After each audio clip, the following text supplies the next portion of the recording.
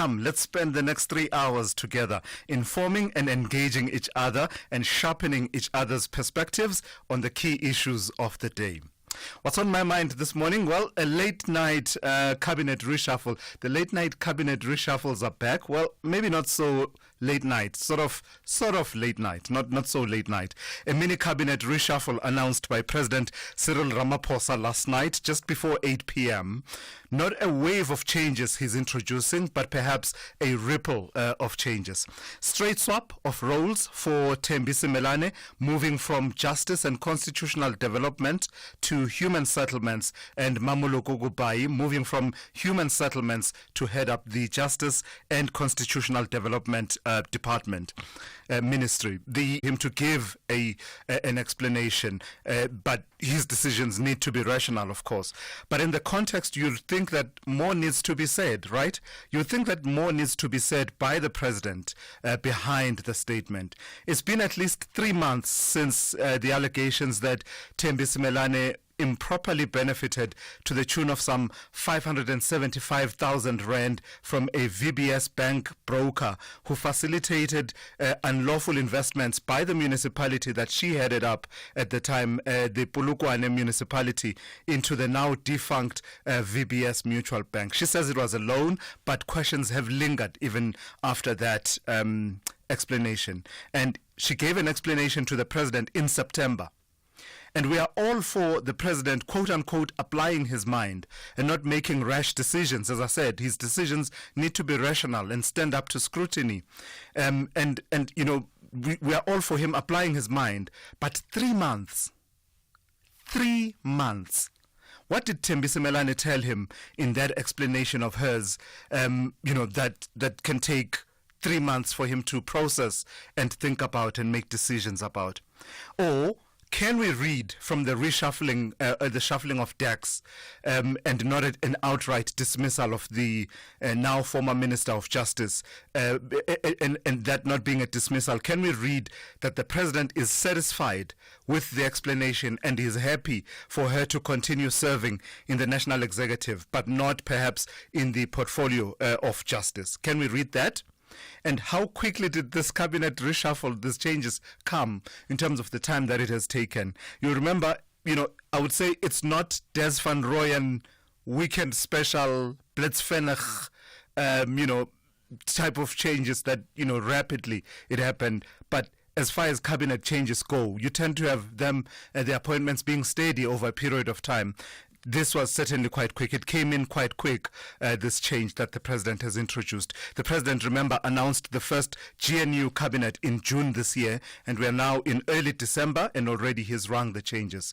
What are we to read into that about what he thinks about the suitability and alignment of the people that he appointed to the various ministries just a few months ago? And why should we be reading between the lines, though? Why should we be reading between the lines? Why doesn't he come out and say more? Clear the air, dissipate the cloud of suspicion if he is able to do that. Dissipate the cloud of suspicion over Thulasizwe Simelane if he is satisfied with the explanation given to him some 3 months ago. Why doesn't he take us into his confidence, a favorite stock phrase that we use in South Africa? I wonder. That's what's on my mind. Fair and fine, he has the prerogative to make changes to the national executive, but one would think that under the circumstances, more needs to be said, especially 3 months since these allegations first surfaced. If we are able to dissipate the cloud, let's do exactly that and move on from this chapter. So I wonder what you think about this. Do weigh in on this issue, and you can give me a call on 086 000 2032. Also, I'll take your WhatsApp voice notes on this and other issues on the number 061 410 4107. Coming up on the show, among the issues that we will focus on is the issue of the growth domestic product, GDP. The GDP figures have come out, and they've come in below expectations. I remember Ntaoleng Lechela yesterday saying that there was an expectation of marginal growth in the third quarter. Well, it wasn't to be. There was a quarter-on-quarter decline. Stats SA saying that the country's GDP decreased by 0.3% in quarter 3 of 2024, following an increase in the second quarter of 2024. Stats SA says the agriculture, forestry and fishing industries decreased by 28.8%, which contributed to the negative growth, negative GDP growth. I know that it sounds like a contradiction in terms negative growth, but that's what they say in economic terms. So we'll focus on that just after 7 a.m. and we'll bring you some analysis. It feels to me like we've been stuck in this situation for a better part of the last 15 years. Just marginal growth, where we register growth. We're talking anything at 1%, 1.2%, then we plunge beneath 1%. And you and I know we need far much more than that to move the needle in as far as unemployment is concerned. So we'll focus on that after 7 here on the show. We have all of your regulars lined up, and Musa with your news updates every half hour. Rob Byrne with your traffic update every 15 minutes or so. Zaikan will be watching your sport throughout the morning. Ndauleng Lechela has your economics, business and market news covered. Of course, Sipho Mantula will come through with your Africa update. Big news coming out of Namibia. You can expect Sipho to tell you about that, and that's just before 8 a.m. Your calls on 086 000 2032. Your WhatsApp voice notes on 061 410 4107. This is SAFM. We are leading the conversations that move us. The first hour of the Wednesday edition of the Morning Brief starts now. If you haven't already heard, FlySafair is giving away a whopping 1 million rand in flight vouchers. That's right, 10 lucky winners will fly away with 100,000 rand each in vouchers, guaranteeing that their adventures come alive in 2025. And with 150 daily flights to all main SA destinations and beyond, you'll be spoiled for choice. Enter at flysafair.co.za. This could be your 1 in a million opportunity. FlySafair, for the love of flying. T's and C's apply. Are you looking for the best spectacle and sunglass deal? With Specsavers buy one get one offer, you get great value for money. You know you can trust us with over 350 stores nationwide. Get a free pair of branded prescription sunglasses up to 3,200 rand when you purchase a comprehensive eye test and spectacle frame with lenses on your first pair. Choose from top brands like Police, Hugo, Tommy Hilfiger, Carolina Herrera and more. There really is no reason to go anywhere else. Affordable eye care, Specsavers. T's and C's apply. The Daily News Diary on SAFM. Hey, and good morning to you. It's good to have you back. Thank you. Good morning. I see you found your voice again. I have. Perfect. I have. Hopefully it will stay this time around. It will stay. Let it stay. Yeah. So the president appoints and disappoints is an expression we learned during the Jacob Zuma administration. And in the last 24 hours or last 12 hours or so, the president has appointed, disappointed in his cabinet. I imagine that's what's leading on your bulletin. Indeed. So we do have reaction to the president's cabinet reshuffle, with the minister Thulasizwe Simelane now moved to a new department, and it comes amid the VBS scandal. She continues to face some scrutiny over her alleged involvement, which has left many questioning whether her new role will provide some sort of redemption, or it could be just a fresh start for her. So we're definitely looking into that. Reaction and analysis on that cabinet reshuffle announced by the president last night. And in other stories, to us, we have the National Consumer Commission investigating 18 companies in KwaZulu-Natal, and this is for selling expired food. Members of the commission visited a company last month after receiving complaints from consumers, and this company buys and repackages cakes and snacks, and it was discovered that dates on food items expired and other products have no labels. In court, the pre-trial conference of Murwadi Cholota former Free State Premier Ace Magashule's PA is in the Free State High Court today. It comes following a number of postponements, and she's among the 18 accused in the 255 million rand asbestos scandal, including Magashule. And the High Court in Pretoria will continue to hear evidence from the lead investigator, Bongani Gininda. He earlier told the court during cross-examination that investigators are yet to determine the motive for the assassination of the soccer star Senzo Mehiwa. And just lastly, the ongoing long-distance taxi association strike remains ongoing, this over the issue of permits and the impounding of vehicles. The KwaZulu-Natal Transport MSC has said that he has arranged a meeting with several taxi associations to put questions to rest. However, he has also added that he will not be bullied into accepting a free-for-all in the taxi industry. So some of the stories that we are focusing on this morning. All right, thank you for that. That's Ann Musa. You'll be hearing from her throughout the morning, as she'll be keeping you updated on the news every half hour here on the Morning Brief. Thulasizwe Simelane on SAFM. All right, let's give you a sense of what your weather is looking like. It's looking like it will be a hot day, at least here in Johannesburg. A beautiful day, but do expect that it will be quite hot. It was already hot this morning when we were arriving. So with that said, then there's a warning that has been issued by the South African Weather Service. It says severe thunderstorms leading to localized damage to infrastructure, property, vehicles and injuries, livelihood and livestock due to hail, damaging winds, heavy downpours and excessive lightning are expected over the southern escarpment of Mpumalanga as well as over most parts of KwaZulu-Natal except for the southeastern parts. There's a fire danger warning. It says extremely high fire danger conditions are expected over the eastern parts of the Northern Cape, the Free State, Northwest, Gauteng, central and southern parts of Limpopo as well as the extreme western parts and northern parts of the Lowveld in Mpumalanga. The rest of your weather looks like this. Pretoria, fine, becoming partly cloudy with isolated afternoon thunderstorms with a minimum of 20 and a maximum of 36. Johannesburg, fine, becoming partly cloudy with isolated afternoon thunderstorms, 18 to 33. Mbombela will be fine, becoming partly cloudy with scattered showers and thunder showers, 19 to 34. Polokwane will be partly cloudy with isolated afternoon showers and thunder showers, 18 to 35. Mahikeng will be fine and windy, becoming partly cloudy in the afternoon with Bloemfontein will be fine, becoming partly cloudy in the afternoon with a minimum of 16 and a maximum of 34. Kimberley will be fine and windy, becoming partly cloudy in the afternoon with a minimum of 16 and a maximum of 36. Cape Town partly cloudy at first, otherwise fine, 16 to 22. George will be partly cloudy at first, otherwise fine, with a minimum of 16 and a maximum of 22. Gqeberha will be cloudy in the morning, otherwise partly cloudy, 16 to 24. East London will be partly cloudy in the early morning, otherwise cloudy with isolated showers and rain, and it will be a minimum of 16 and a maximum of 25.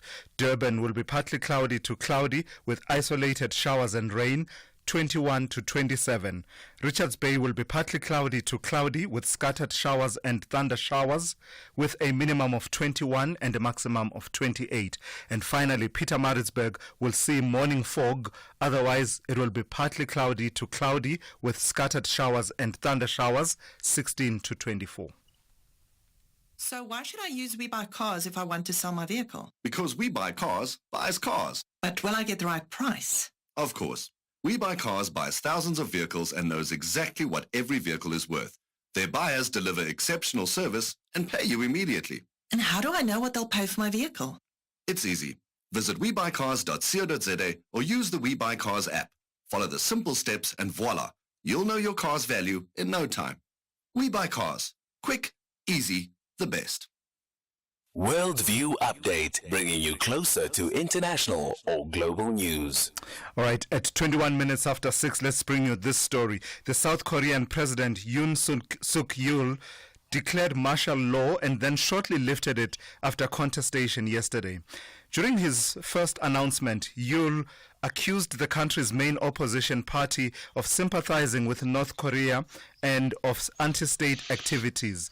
He then said he would lift the martial law declaration after MPs defied him and gathered at the National Assembly to block his move. For more on this, I'm joined on the line by Roland Henwood, who is a political scientist and commentator at the University of Pretoria. Just for context and for clarity so that we all on the same page, Roland, what do we mean when we say martial law, declared martial law? As a concept, conceptually, is it similar to what we call in South Africa a state of emergency? Good morning. Similar but much wider ranging powers in the sense that the president governs through the defense force and through security apparatus. In other words, Parliament is removed from this, and security and decision-making and policy is centralized, and you have wide-ranging powers, especially to the military. For instance, people can be remanded in custody without any legal process, without any documentation that would normally be part of the process. And that undermines the whole idea of democracy, of government by representatives, everything if that is removed. So it's a fairly wide-ranging and draconian system that you implement. But then, he gave a justification. Contextually, what do we understand about his justification of the opposition sympathizing with North Korea and engaging in anti-state activities? Well, that is highly contestable. There's no grounds for that kind of accusation that is visible. What is very clear is that the opposition party has the majority in Parliament, and it is a growing majority. And that has put the President under significant pressure. He cannot take decisions. His budget is decided for him, and nothing he wants to do is actually support it. The other dimension to this is that the President is quite controversial. When he was elected into office, he moved his presidential office to the Department of Defense. He is no longer in what is called the Blue House, which is where government was situated. So that already gives an indication of his mindset and his approach to politics. He made a lot of favorable comments about previous military dictators, because there's a history of military dictatorship in South Korea before it became more democratic and an established democracy. So we see a person that is controversial, that has different ideas, and that is definitely not cemented in the idea of constitutional democracy. And in terms of what happens now, because part of the cry has been that the opposition had passed motions of no confidence in some of his cabinet members, but also engaged in votes that reduced drastically some of the budgets. His ability to govern is weakened significantly, is it not? It is significantly weakened in the sense that there's a substantial majority of the opposition in the legislature, and that puts him in a very difficult situation. However, what he has done now is probably the end of his political career. What he has done is illegal, did not follow due process, was outvoted again by even members of his own party. The indications are that the members of parliament that participated in the vote unanimously rejected his declaration of of martial law, and that seems to be a final development. I cannot see him remaining as president given the current circumstances. And what was also going to happen was a vote of no confidence against him, and he tried to prevent that by going for the route of martial law. How important is a stable democracy in that part of the world, given the geopolitical dynamics that play themselves around the Korean Peninsula? Well, I think that is going to depend on one's position and your acceptance or rejection of the idea of democracy. Stable government is required. Stable government is normally what is preferred in all contexts. The added value of democracy, of course, is that it is a people-centered and people-focused system, one that is limited by legislation, by constitutional provisions, and respects the rights of individual citizens. And if you remove that, yes, you may have stable governments, but you may have very repressive governments. And I think that is one of the key values of the South Korean democracy process, is that it indicated and proved a different way of governing, of engaging in politics in that part of the world, where we see lots of contestation, lots of strongmen in politics, politics of authoritarianism entrenched in the area. And what you see is South Korea, with Japan being some of the more established and successful democracies in that region. So it is quite important. It also serves probably as a way of ameliorating the tensions between North and South Korea. If you have two strong leaders who are dictators, chances of a flare-up and conflict is probably going to be increased, because you might find irresponsible and what we call strongman politics that basically takes precedence. Democracy normally limits that kind of politics and makes it possible for different ways of engaging and lowering the tensions. And the United States, as an ally of South Korea, is not uninterested in political developments in that country, I imagine. Definitely not. Not only is it an important ally, but it is the guarantor of the survival of South Korea in terms of the conflict that, remember, the war between North and South Korea has never been formally ended. And the US is the guarantor of the freedom and the existence of South Korea. So it has lots of vested interests in South Korea itself, but of course there are also regional and geopolitical interests that come into play. So it seems to me then, Roland, that the position of South Korean president is a pretty difficult position. I mean, even going into the elections, you had, the various corruption scandals that were being debated. But importantly, in recent history, we had, of course, the troubles that their former president, Park Geun-hye, faced, which resulted in her being impeached and subsequently being charged. So it seems to be a very difficult position to hold on to. It is a difficult position, and despite the establishment and the consolidation of democracy, there are lots of challenges with corruption, especially corruption in politics and people in high office.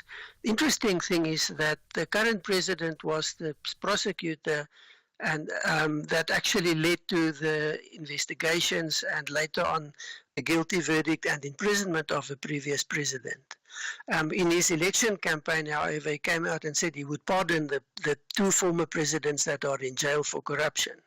Now, he did not do that because the previous president did that before he left office. But it indicates another dimension here, and that is that the current president was involved in investigations of corruption in, let's call it, high office, quite successful, led to the resignation of the Minister of Justice at that stage and other changes. And then he moved to an opposition party to become their presidential candidate, won the election with less than 1% majority. But he's been in trouble since then, not only because of the fact that the opposition has the dominant vote in parliament, but also the way in which he engages in politics. Very controversial, and there are lots of accusations, nothing so far that's been proved, but of himself being involved in what is termed unacceptable behavior in office. Yeah. So my sense is that he's in a difficult situation, and his presidency is probably not going to survive, especially not what happened yesterday. All right, I've got to thank you for your time. Always insightful. That's Roland Henwood, who is a political scientist and commentator at the University of Pretoria. He's always said that a week is a long time in politics, but in South Korean politics, yesterday proved that, 6 hours is a very long time in politics sometimes. 6:30, let's check in with N. Musa with the latest news headlines. Good morning. Thanks to us. In the headlines, the National Consumer Commission says it's investigating 18 companies in KwaZulu-Natal for selling expired food. This after members of the commission visited a company at Verulam north of Durban last month after receiving complaints from consumers. President Cyril Ramaphosa has appointed Human Settlement Minister Mamuloko Kubai as the new Minister of Justice and Constitutional Development. She is swapping posts with Thembi Simelane, who will now serve as the Minister of Human Settlements. And lawyers representing U.S. President-elect Donald Trump have formally asked for his hush money conviction to be overturned ahead of his return to the White House. I'll have details on these and other stories at 7. SAFM, guiding you through the rush hour traffic. Major delays for anyone travelling out of Pretoria down to Joburg this morning. Choose your route very carefully, and that would mean avoiding altogether the N1. You've got plenty of options to get through the area, although you will have to travel a little bit further afield. The reason to avoid it is a major crash, N1 south at Olifantsfontein. We said earlier when we saw it, it looked really bad. A vehicle flipping over and crushing, landing on its roof. Nasty crash. Multiple lanes are closed. Traffic heading towards Joburg is backed solidly across all 5 lanes, and I mean solidly, really thick, right back to Brockfontein interchange. Stay off that. You've got the N14 to the R55. You've got the N14, Diepsloot to the 511. If you need to get sort of Woodmead or Northern Joburg options, there are your two bits of routes that you can use. You've also got the R21, R24 if you need to get to the eastern side or maybe into the CBD of Joburg. Just get onto some alternative routes. Avoid that N1 south today. Pietermaritzburg was a nightmare yesterday. We sort of uncovered the problem. Lights are out at Manning Road in Royston and Ortman at the R33. So just expect some delays. Busy commuting area that, and a bit of craziness going on as well with the traffic out that side. Durban, the M4 Southern Freeway looks okay at this stage, but it will get busy. You've got roadworks as you come off onto the Esplanade and the Brook Street closure still with us as well. And then if you're driving into Cape Town, the N2, here's an alert for heavy traffic as well. Two crash scenes. The first one inbound near the airport exit. That's pushing a traffic queue right back through to Spine Road at Khayelitsha. As soon as you emerge from that, you're straight into another queue, into a crash down by Rapenburg Road. So very heavy backlogging on the N2 into Cape Town this morning. Rob Byrne, SAFM Traffic. This is SAFM Sport with Zai Khan. Good morning to you, Zai. So a chance to redeem themselves for Laura Wolfert and the girls of the Proteas women after that disappointment in the test series. I know. The T20 series. I think we've got the recipe now. We've got a new coach, Manla Mashimbi. We've got, Marizanne Kapp, Ayabonga Kaka.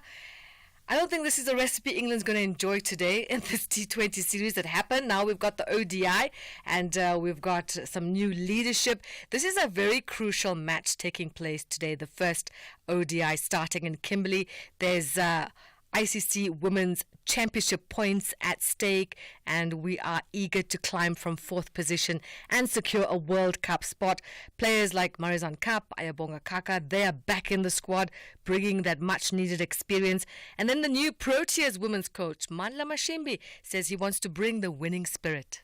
Well, whether it's going to be a shock or not, I think they must just understand that I'll bring a different perspective to things, and I'll probably bring a way that is for winning, and a way that is for one another, and also creating an environment that's going to be fertile. And I think that's going to be key. And after today's clash in Kimberley, the series moves to Durban on Sunday and Potchefstroom next week. You can catch all the action as SA women aim to topple the 4-time world champions England. Soccer news, Raphinha and Lamine Yamal inspired Barcelona to a first win in 4 La Liga outings as they beat Mallorca 5-1. Their comprehensive victory brings the Catalans to 37 points at the top of the league table, 4 ahead of second place Real Madrid, but with 2 extra matches played. Carlo Ancelotti's Spanish and European champions will have the chance to cut that lead back to 1 point tonight when they travel to Athletic Bilbao. Mallorca, they stay 6th in La Liga, still 2 points behind Athletic Bilbao in the final Champions League spot. Another match saw Bologna reaching the Italian Cup quarterfinals for a second straight season with a 4-0 thumping of Monza. Rugby, the veteran Ryan Oosthuizen has been ruled out of the Cape Town Sevens, while coach Philip Snyman added 4 players to the Blitzbox squad for this weekend's showpiece. The team assembled in Cape Town yesterday without Oosthuizen, who suffered a concussion in Dubai last week. Snyman will tomorrow name a replacement for Oosthuizen, a veteran of 51 series tournaments. And finally, golf. Tiger Woods says he still has the passion to compete and is working to get his body back in shape for next year. Woods has not played since July, and he underwent surgery for nerve impingement on his lower back, and that was in September. An injury, he said, took him by surprise and caused him tremendous pain. He's widely expected to take one of 3 exemption spots for the tournament he's hosted since 2000, an unofficial event that features 20 of the world's top players at the Hero Tournament. But he said that he will also not be competing. I'm just trying to rehab and still get stronger and better, and feel better, and really give myself the best chance I can going into next year. This year was kind of had to toss it away, and I wasn't as sharp as I needed to be and didn't play as much as I needed to going to the major championships, and I didn't play well at them. So hopefully next year I'll be better. I'll be physically stronger and better. I know the procedure helped, and hopefully that I can then build upon that. And that's a wrap of your sport on the Morning Brief. We'll have more at the top of the hour. I'm Zai Khan. The Business Update on SAFM. Let's say good morning to Ndauling Lechela for the first update of the morning. Ndauling, not everyone goes online for their shopping and then clears their cart with their with their credit card like you. So Redefine Properties has high expectations for foot traffic at malls. That's right, Thulas. And I don't understand why I'm catching all the bullets. But You always fine. are, but you must just accept. You always are on the other hand. It's okay. So what we're seeing is that the local retail sector is showing signs of resilience. This is according to one of South Africa's largest property owners, Redefine Properties, and they've reported a positive shift in trading conditions fueled by strong growth in retail sales, rental renewals, and increased foot traffic. This, of course, comes just after the Black Friday spending period and right before the festive season shopping period. Now, the sector's performance has been strong, with retail sales increasing by 3.2% year-on-year in August, marking 6 consecutive months of strong growth. Foot traffic in major shopping centers also rose by 8.3% year-on-year in the second quarter of 2024, continuing a positive trend since December 2021. And the rent-to-turnover ratio, which measures retailers' occupancy costs, is at its best level in over 10 years. According to Nashil Chotoki, a retail national asset manager at Redefine, the growth in retail activity can be attributed to increased non-discretionary spending, with food and value-oriented retailers leading the way. Redefine Properties owns a portfolio of about 59 retail properties across the country, leased to 2,807 tenants, with an annual trading density of about 34,700. Now, the portfolio's rent-to-turnover ratio stands at 7.7%, and looking ahead, Chitaki expects lower interest rates and rising consumer confidence to boost retail sales in discretionary categories. Aligning the tenant mix of shopping centers with these trends would help foster sustainable growth. So in looking at their portfolio, Redefine still says that the logistics property is still leading the way, but the retail portfolio is coming in at a strong second. So Ndauling, you remember last week I told you that sometimes I enjoy finding out about some of these companies directly from you. No Google, no chat GPT. Capital Appreciation is one of those. Who is Capital Appreciation? And tell me about their tough trading environment, which has knocked earnings. Capital Appreciation is an interesting one to us. They're a fintech player. They invest in fintech companies. One of the most recent investments is LayUp, which is like a online lay buying system. So you get to acquire whatever you'd like to acquire from a specific shop, and then you choose the layup option to pay off. So layup would pay the full amount, and then you just pay back layup. Sure. So yeah, in their half-year period, it really was a tale of 2 quarters for the company, Capital Appreciation. During that period, the group delivered a 10% rise in revenue, but this didn't filter through to its bottom line as earnings fell over 8%. When describing the reporting period, company CEO Brad Sachs says in one quarter, the group struggled and clients weren't renewing contracts. This quarter coincides with the quarter the national elections were being held and business confidence was downbeat. In its second quarter, things started to recover as it gained more clients. Now, the group has 2 divisions. I just spoke to you about the payments division. They also have a software division. Payments deals with the sale of rental of point of sales terminals as well, while the software unit focuses on cloud-based solutions and developing and integrating software for banks and financial institutions. So they're also a player that is also poised to make gains on the back of that booming AI trend. Now, the group says it felt the most pain in its software unit as contracts slowed down as a number of companies cut IT spend amid tough economic conditions. Moving forward, though, the group is positive about its outlook, pegging its hopes on an improved economic environment in its local operations as well as its international operations. All right, so your first recap of the markets for the morning here at home and elsewhere in the world?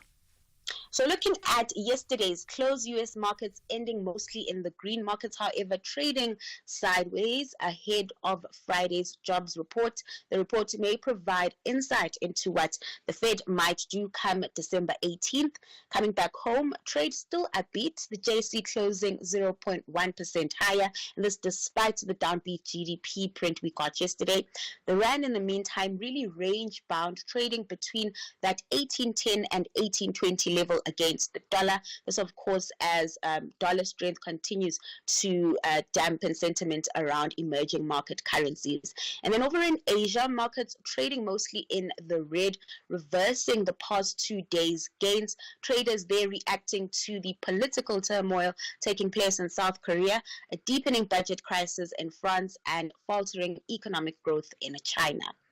All right, thank you for that. That's Ntauleng Lechela. That's her first of 3 updates for you on all things to do with the economy, business and markets here at home and around the world. She'll be back with another update just after 7:30 here on The Morning Brief. My name is Bandile Nyawane. I'm 17 and I'm a professional cricket player. While on tour, I was battling to keep up with school. So my parents moved me to UCT Online High School. It's changed the game for me. With the ability to learn from anywhere, I can get ahead and stay ahead. Sign up at uctonlinehighschool.com. It's not too late. Applications close 6 January 2025. If you haven't already heard, FlySafair is giving away a whopping 1 million rand in flight vouchers. That's right, 10 lucky winners will fly away with 100,000 rand each in vouchers, guaranteeing that their adventures come alive in 2025. And with 150 daily flights to all main SA destinations and beyond, you'll be spoiled for choice. Enter at flysafair.co.za. This could be your 1 in a million opportunity. FlySafair, for the love of flying. T's and C's apply. Call Thulasizwe now, 086 000 2032. All right, let's take 1 or 2 of your voice notes. In fact, a voice note and a call before we proceed. There's one on the reshuffle, cabinet reshuffle, and the move of Minister Thembi Simelane from Justice to Human Settlements. Hi, Thulasizwe, it's Chris in Camberton. It speaks to the issues of ethical and upstanding leadership in our public representatives. As South Africans, we have not demanded better and the best amongst us. And I believe that South Africa has got the best, and so far we are given the least. We must demand better. This calls for an urgent review of electoral law so that we up the bar. We cannot have criminals running around. All right. So, of course, it's important to then add to that what Chris is talking to, a reform of electoral laws that's already in play. There's that widespread consultation and that process to see how we reshape our entire electoral system, but also with reference to criminals running around. At this point, of course, there's been no actual charges proffered against Thembi Simelane at this point, and she certainly hasn't been found or guilty of any crime. But certainly the suspicion does continue, and the explanations continue to be probed even further, which is why I was saying in my earlier comment that perhaps the president should come out and take us into his confidence on what the explanation was and whether it's good enough for him. Let's take a call from Lisiba in Khobokwane. You want to talk to me, Lisiba, about the cabinet reshuffle. Good morning to you. Hi, good morning to and good morning to producer Lebo. You see, I think although we understand very well that it's the prerogative of the president to appoint the cabinet minister, but this one is not just a reshuffle that came ordinarily out of the enhancement of service delivery. There is serious allegations that are coming from Polokwane municipality against the former Minister of Justice as the former executive mayor there in Polokwane. You see, what should happen? We appealed the appointment of Mamuloko Kubai, but also are very skeptical and very concerned about reappointment of Thembi Simelane, the crucial Department of Human Settlement. Completely, the woman should have been released of her duties and allow a new cabinet minister to take over as Thembi Simelane is busy facing the investigation, because AMLAN, the public prosecutor, is investigating. AMLAN, also South African police concerned. You should have allowed this investigation It will be after the completion of the investigation, where there is a clear report that she has been cleared, that the president will reconsider appointing her somewhere. But now, if there is something that you find against it means that you are going to force to reshuffle cabinet again. So this will cause instability to cabinet, which is something that we don't want. We really don't appreciate the move by the president. Should have relieved the woman completely so. All right. That Lesiba and Khobukwane, they're weighing in on the cabinet reshuffle. The Morning Brief with Thulasizwe Simelane. So let's focus on this now. South Africa's G20 presidency next year will focus on mobilizing finance for nations stricken by climate-induced disasters and extending debt relief for developing countries. President Cyril Ramaphosa announced this yesterday at the launch of the country's G20 presidency, and that happened in Cape Town. Let's bring into the conversation Elizabeth Sideropoulos, who is the chief executive of the South African Institute of International Affairs. It's an interesting grouping of countries, the G20, in that it encompasses some of the wealthy nations and more influential nations, but also in the mix, South Africa and some emerging markets. Elizabeth, how effective can a South African presidency be in achieving some of the agenda items that South Africa has set for itself? Good morning, Thulasizwe, and it's good to be with you. Well, the important thing about the G20 bringing together sort of developed and developing economies is exactly that. When it was created as a finance ministers meeting in 1999, it was in the aftermath of the Asian financial crisis and the recognition that the G7 then were no longer in a position to manage global economic crises on their own, and that there were other emerging economies that needed to be brought into the discussions. And then, of course, in 2008, when it was elevated to a summit level, it was again in the wake of an advanced economy financial crisis, where again they recognized that if we don't talk to each other as big emerging economies and advanced economies to try to manage particularly global economic crises, we're actually not going to be able to do it on our own. So South Africa comes sort of on, as the fourth in a series of developing economy presidencies, that of Indonesia, India, and Brazil, who have all sought to focus or refocus the priorities of the G20 to really look at developmental and social issues.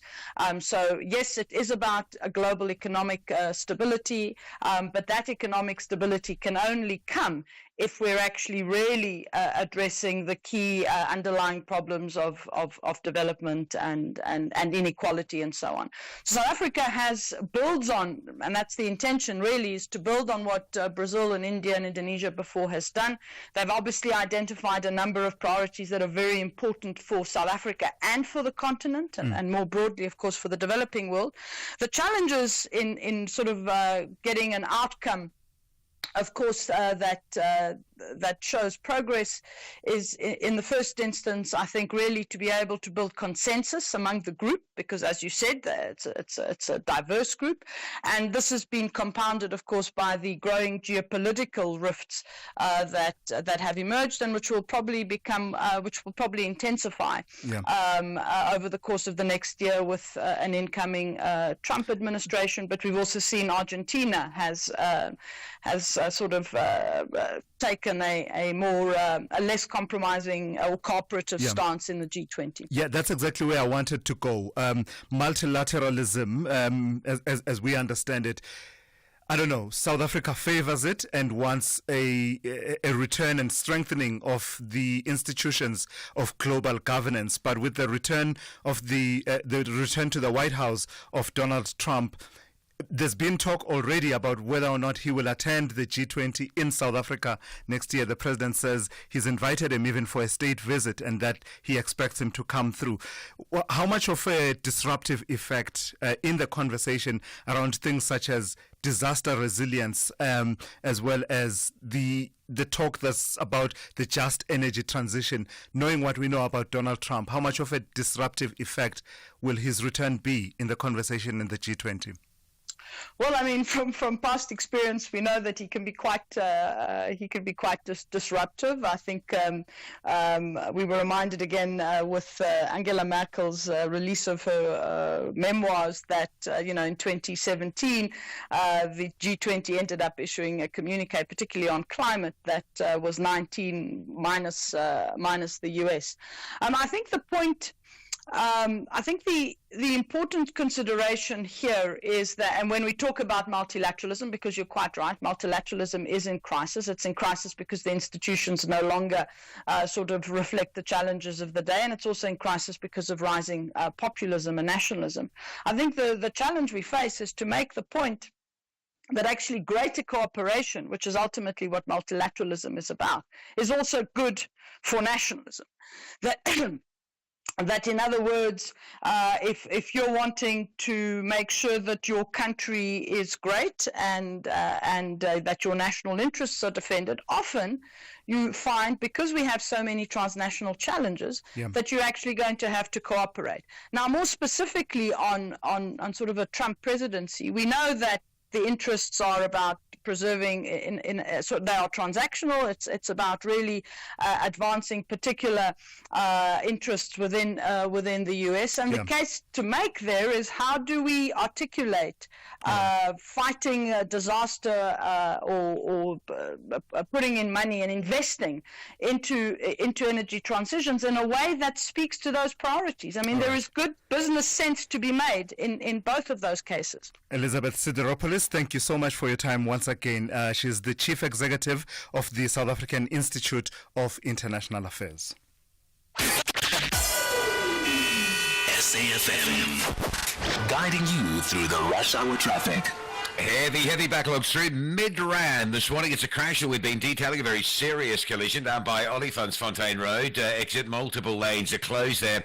Traffic is super heavy. It's all the way back through Brockfontein now, back towards John Foster Drive on the M1 South, and back through Brockfontein onto the N14, the bottom of the Ben Schoeman Highway. Also a disaster is the R101, the obvious alternative route, which is a construction zone, which isn't great at the best of times. You got multiple vehicles piling off that M1 queue onto the R101 and just causing an equally heavy queue on that run south into Midrand as well. So you sort of main N1 and the parallel route heavy. Samran Road's undoubtedly going to queue. Olifantsfontein Road's backed up. Any route that approaches the N1 on-ramps are going to be under severe pressure, and that's just going to ripple back onto routes that feed into those routes as well. So Centurion to Midrand, real disaster. One of the options is the N14 down to the 511 at Dipston, straight into four ways, the northern part of Joburg that way. If you're working CBD, you want to get down to the eastern side of Joburg, R21, R24 is going to come into play. There is a crash near the airport. Doesn't look too serious, but the R21 is just being held up there as well. On Deckers Road, worth an honourable mention. There's some queues coming in through Florida Park this morning, where there normally isn't. Broken down truck out of Pietermaritzburg, on your way to Durban, just down by Linfield Park. That's causing a backlog from the Ashburton area. N2 North is queuing up towards Mgeni Road, just extending its queue a little bit further than normal, and then another queue, possibly a breakdown between Komashu and Gateway. So on your way to the airport, a couple of queues to work through. Cape Town, the N2 inbound. An earlier crash at Borchers Quarry looks like it's being cleared. It stays heavy from Khayelitsha. In fact, from Baden Powell Drive through the R300 is bad. And then you sit in more traffic from the airport through to Hospital Bends. Rob Byrne, SAFM Traffic. Africa Zonga's visitors, England, believe only victory will bring joy to the English. However, the Proteas are highly spirited to triumph. What a summer without cricket! This is the One-Day International Series, where summer cricket comes alive. Catch the glittering women's second ODI clash between Africa and England on Sunday, 8 December at 9:40. Live at your fingertips on SABC Plus and Radio 2000. With reports on various SABC radio stations. Proudly brought to you by SABC Sport. For the love of the game.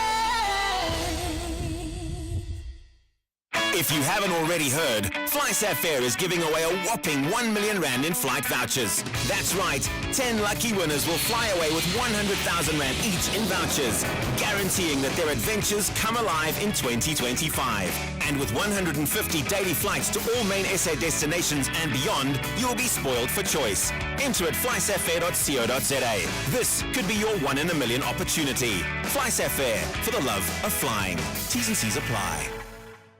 This is Thulasizwe Simelane on the Morning Brief. Let's tell you the story. Employees at Tupperware will be laid off after the U.S. Food Storage Container Company announced it will be closing operations in South Africa at the end of December 2024. This comes after the company filed for bankruptcy protection in September due to declining sales and increasingly dire financial circumstances. Let's bring into the conversation Trudy Brookman, who is a consumer lawyer and proprietor of Trudy Brookman Attorneys. Good morning to you, Trudy, and thank you for your time. So, initially, the focus was on the fondness with which people will remember the brand Tupperware in South Africa, but now we're having to deal with the realities of job losses. Tell me about your understanding of the contextual factors that are at play that have led us to this point. Good morning. We must remember that Tupperware launched in 1948. That was a completely different consumer market. What was amazing about Tupperware initially is that it was an opportunity for women, married women, to earn an income independently from their husbands at a time where many women weren't able to find jobs in the normal job market.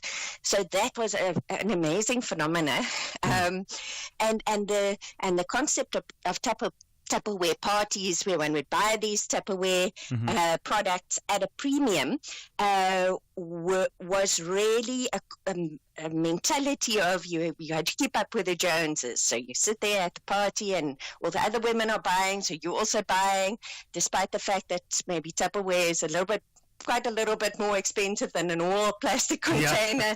But it's about it's about the show that you need to put up to show that you're keeping up with the Joneses. I think the market today is very different with regard to plasticware. We have an absolute overabundance of very cheap bulk produced plastic products, and I think with consumers there's a concern, really, should we be buying durable plastic products at a time where they're not necessarily going to degrade very quickly in landfill, and nobody is sitting over our shoulder and seeing what plastic we have in our cupboards. So I think maybe the era is very, very different today, and that's reflecting in the finances of Tupperware. Yeah, and it's a bit of a difficult navigation of various of the rules around bankruptcy protection, insolvency in different contexts. There's the U.S. element and the asset buyout with Wells Fargo and other consortium partners, but it would seem part of that includes stopping production in South Africa. Yes, the way I understand it is that there's been a buyout of certain of the markets, and that South Africa is not included in those. So that unfortunately leaves the South African structure without many products being passed toward them, without the infrastructure to be able to support the networks that are supposed to be selling, and as a result the layoffs are, I think, an inevitability. So a real pity for people who are losing jobs, but I think this is an elephant from a previous era. Sure. All right. Thank you for your time this morning. That's Trudy Brookman, the end of an era, really, with Tupperware stopping production in South Africa at the end of December. Trudy Brookman is a consumer lawyer and proprietor of Trudy Brookman Attorneys. And that brings us to 7 a.m. Let's check in with N. Musa with the latest news. Outsurance will go out of their way to try and save you money on your car insurance. If they can't, ask for 500 Rand. SMS out to 30754. Now that's good news.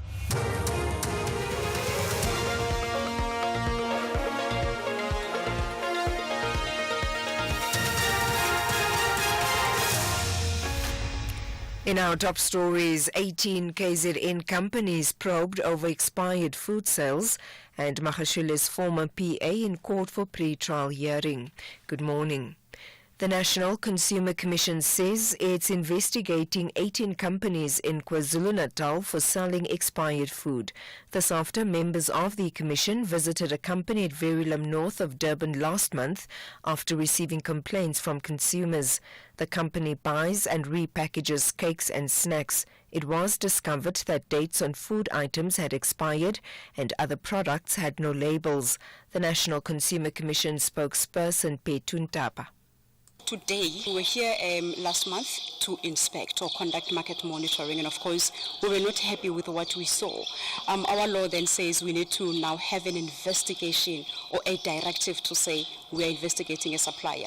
We are here today to issue that directive, and of course, in some instances, we will issue compliance notices where when the inspector looks at the contravention, it's something that can be easily fixed, right? We then allow them through a compliance notice to say either you remove the goods from the shelves or you fix it or label properly. It will depend on the contravention. President Cyril Ramaphosa has appointed Human Settlement Minister Mamuloko Kubai as the new Minister of Justice and Constitutional Development. She's swapping posts with Thulasizwe Simelane, who will now serve as the Minister of Human Settlements.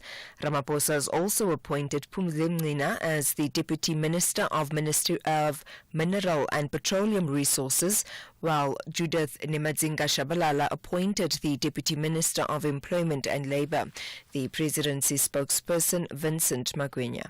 In order to ensure the effectiveness of Cabinet in delivering to its mandate and in accordance with Section 91(2) of the Constitution, President Ramaphosa has decided to make the following changes to the National Executive. Ms. Mamuloko Trifosa Kubai, currently the Minister of Human Settlements, is appointed the Minister of Justice and Constitutional Development. Ms. Thulasizwe Simelane, currently the Minister of Justice and Constitutional Development, is appointed the Minister of Human Settlements.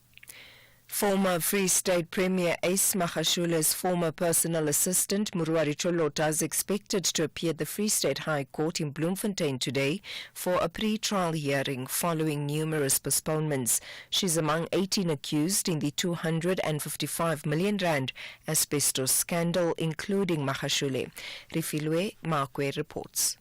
Muruari Cholota is facing charges of fraud, corruption and money laundering and currently out on 2,500 rand bail. The 37-year-old Cholota has denied all charges leveled against her. The last time she appeared in front of the Free State High Court in Bloemfontein last month, the matter was postponed for the defense team to familiarize themselves with the voluminous evidence provided to them. In September, Cholota's legal team brought an urgent application to the Free State High Court to have her arrest declared unlawful and unconstitutional, but it was dismissed as not urgent. The High Court in Pretoria has ruled that the Minister of Police is in breach of an earlier court order obtained by the mining-affected communities united in action that ordered they be allowed to provide food, water and medicine to illegal mine workers in Stilfontein in the northwest. According to the latest court order, the Minister of Police was in breach as they are limiting the type and amount of food as well as medicine and batteries that was provided to the illegal mine workers underground. The sheriff of the court has been allowed to assist with the implementation of the order. The application that the miners be allowed assistance underground will be heard tomorrow. Lawyers representing U.S. President-elect Donald Trump have formally asked for his hush-money business records over payments he made to a porn actress. The BBC's Sarah Smith reports. Donald Trump citing as his reason Joe Biden's pardon of his son, Hunter. Now, President Biden did say he believed that politics had infected the case against Hunter, and as a result, he had been selectively and unfairly prosecuted. Well, Donald Trump says that is exactly what happened to him in that New York hush money case where he was found guilty earlier this year. Now, it's very unlikely that the judge will throw out this case and totally overturn the verdict, but I think this does show you just how politically inflammatory was the justification that Joe Biden gave for pardoning his son Hunter. Recapping the top story, the National Consumer Commission says it's investigating 18 companies in KwaZulu-Natal for selling expired food. For SAFM News, I am Anne Musa. OutSurance will go out of their way to try and save you money on your car insurance. If they can't, ask for 500 Rand. SMS out to 30754. Now that's good news. This festive season, you may not get the gift you were hoping for. It may be another potpourri-scented candle.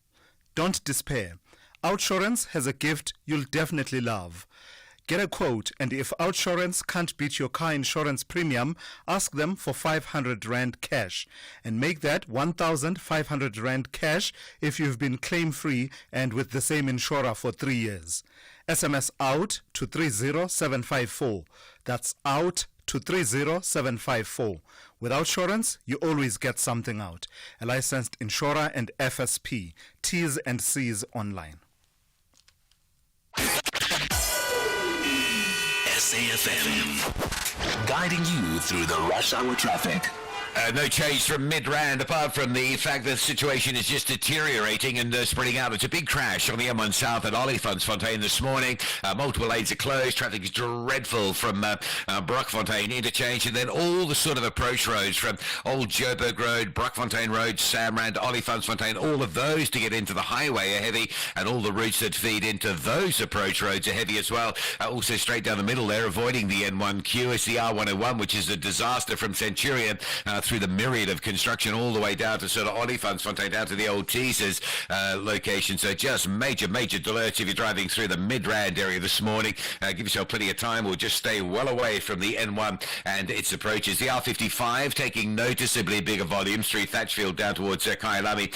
N14 down to the 511 still looks a good option if you need to get to northern parts of Joburg this morning to avoid mid-Rand. Now, there's been a crash in front of the airport, so the R21 south coming through from the Benoni exit Pomona Road down towards Voortrekker Road, very heavy. Crash on the N3 north at Heidelberg Road, causing big delays out of the Spruitview side this morning. Just confirming 2 breakdowns on Durban's routes. The N2 north of Forum Schlunga, that's pushing a traffic queue back towards Queen Lundy Drive, and heaviness coming out of Pietermaritzburg. 1 lane open at Linfield Park. It's the usual stationary truck obstruction in the roadworks. Cape Town 35th Avenue, Stellenbosch Arterial, Robert Sobukwe. Some very heavy traffic going on around that junction north of the airport, and lights are down Bosman's Dam at the N7 with the usual queues again out of Montague Gardens, out of Bortasak and Edgemead. Rob Byrne, SAFM Traffic. Very good morning to you in your SFM sports headlines. It's soccer. Orlando Pirates coach Jose Rivero says they refuse to panic after they slip up against against Stellenbosch FC as they take on a match with Sundowns versus Pirates, with the Premiership heating up. And we also have former Manchester United forwards coach Benny McCarthy saying he wasn't offered the Mamelodi Sundowns job. Details around 7:30.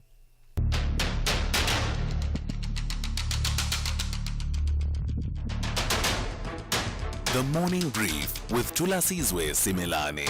Weekdays, Monday to Friday, 6 to 9 a.m. The Morning Brief with Thulasizwe Simelane. Weekdays, Monday to Friday, 6 to 9 a.m. Hey folks, welcome to it. This is the second hour of the morning brief here on SAFM. It's good to be in your company. I'm Thulasizwe Simelane. Let me give you a sense of what we're focusing on in this hour. We'll focus on the growth domestic product numbers, the figures that were released by Stats South Africa coming in below expectations. The economy seeing a quarter-on-quarter decline. Stats SA telling us that the country's GDP decreased by 0.3% in quarter 3 of this year, following an increase in the second quarter of 0.3%. So we'll focus on that and the factors behind that and what it means for you and I seeking to see economic growth starting to move in this country. Then we'll focus on Build One South Africa and their call and the petition that they've started. So they've got a petition out for the sexual offenders register to be made public and accessible to all.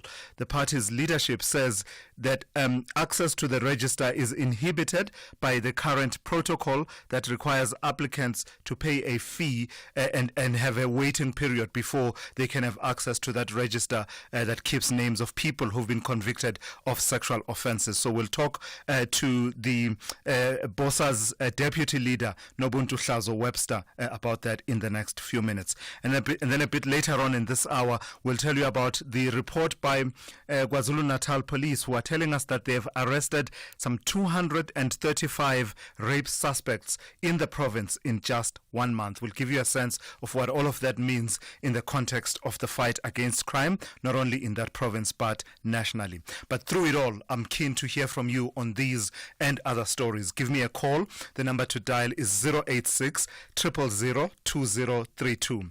I'll also take your WhatsApp voice notes. Please send them to 061 410 4107. This is SAFM. We are leading the conversations that move us. The second hour of the Wednesday edition of the Morning Brief starts now.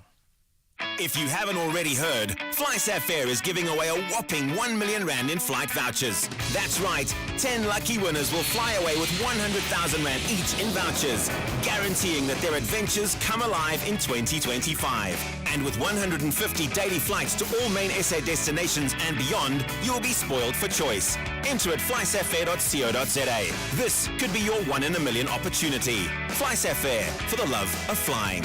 T's and C's apply. Get ready to honor Madiba's legacy together. Join us on 8 December at the Union Buildings in Tshwane, Gauteng, as we pay tribute to Nelson Mandela with the Mandela Remembrance Walk and Run. There's a distance for everyone: 21 kilometers, 10-kilometer run, and a 5-kilometer scenic walk. Enjoy loads of entertainment and plenty of fun for the kids. If you can't be there in person, you can participate from wherever you are, uniting with thousands around the country to honor Nelson Mandela's vision of unity, equality, and a just society. All proceeds will support the Nelson Mandela Foundation. Register now at mandelawalkandrun.com. Let's come together to remember Madiba. In proud partnership with Gauteng Province, the City of Tshwane, and SABC Sport. See you there. Let's make it a day to remember. If you think you cannot afford a lawyer, think again. Clientele Legal has made professional legal services affordable for you. Whether it's a civil, criminal, or labor-related matter, we have a nationwide panel of attorneys standing by to assist you. SMS SAFM to 32195. That's SAFM to 32195 and we'll call you back. Clientele General is a licensed non-life insurer and an authorized FSP. Standard rates and terms and conditions apply. Big stories of the day. Hashtag the Morning Brief. So let's focus on the economy then. South Africa's All right, let me say that again. South Africa's gross domestic product, GDP figures, have come in below expectations, with the economy seeing a quarter-on-quarter decline. Stats SA says the country's GDP decreased by 0.3% in quarter 3 2024, following an increase in the second quarter of 2024. Let's speak to Professor Raymond Parsons, who is a Northwest University Business School economist. Good morning to you, Prof. Thank you for your time. So from what I can read and from what Stats SA has been saying, agriculture, transportation, communications, and the likes, forestry and fisheries were the biggest contributors. Does that placate us in some way that they seem to be confined sectors, or do we have reason to be concerned about our growth prospects given these figures? Well, good morning to you. I think most economists and analysts have been ambushed by the unexpected and the disappointing growth figures for the third quarter, which you have now outlined, because it's clear that it's the negative factors in that quarter which outweighed the positive ones. And as you've also indicated, there are leaders and there are laggards in the various sectors. Clearly, the main factor has been agriculture, due almost entirely to the adverse weather conditions. And it did run against the trend in the sense that in the past few months there have been positive both political and economic tailwinds. So our expectations were perhaps a little bit more positive than these numbers suggest. I think the important point is to draw the necessary lessons from those numbers, to also retain a perspective, and not necessarily to think that the bad news will in fact be going on in the next few quarters. So we must take the lessons from those numbers. There are some red flags there, but nonetheless, we are still slowly but unevenly in a phase of economic recovery. So, Prof, when we look at the areas where there was a bit of growth, we're seeing that finance, the financial sector contributed to that, household consumer spending, including on recreation and gambling, also contributed. But I'm concerned, and you'll tell me if I have reason to be concerned, about exports and the manufacturing sector, particularly the automotive industry and those exports. Do I have reason to worry about that if those are on the downside? I think apart from the agricultural side, we've got to understand that we are trying to improve issues on the energy front and on, of course, the logistics front, our ports and our railways. And this affects our exports quite clearly and our ability to keep our share of the world markets effective and enlarge it. So it's clear that one of the messages is that given the data that we've had in the third quarter, we really have to get on urgently now, both in the public and the private sector, with the growth-friendly reforms that unlock our potential and our ability to do much better, especially on the export front. We're paying a high cost for the fact that we're not making sufficiently rapid progress on our ports and on our railways, and those are still obstacles which will affect our ability to grow more, in fact, rapidly in the future. That said, however, provided we do those things and provided we speed that up, then I think we can look forward to a upward phase in the next 12 months. But what the warning is of the third quarter is that in the meantime, we're going to have to revise our growth forecast. We were expecting a 1% growth this year. I think it's going to be much less now. Next year, we'll have to shave it a little bit. But the important condition is to address the bottlenecks that we've undertaken to remove in order to get job-rich growth. All right, thank you for that, Prof. And my goodness, how long have we been saying that? That gospel has been preached for many, many years. That's Professor Raymond Parsons, who is a Northwest University Business School economist. Get ready to win big this holiday season with SAFM. Text Christmas to 41391 to stand a chance to win one of 12 amazing mystery prizes. SMS lines open on the 29th of November and close on the 24th of December 2024. Winners will be announced between the 26th and the 31st of December. Each SMS costs R1.50, so hurry up and send your entries now. Terms and conditions apply.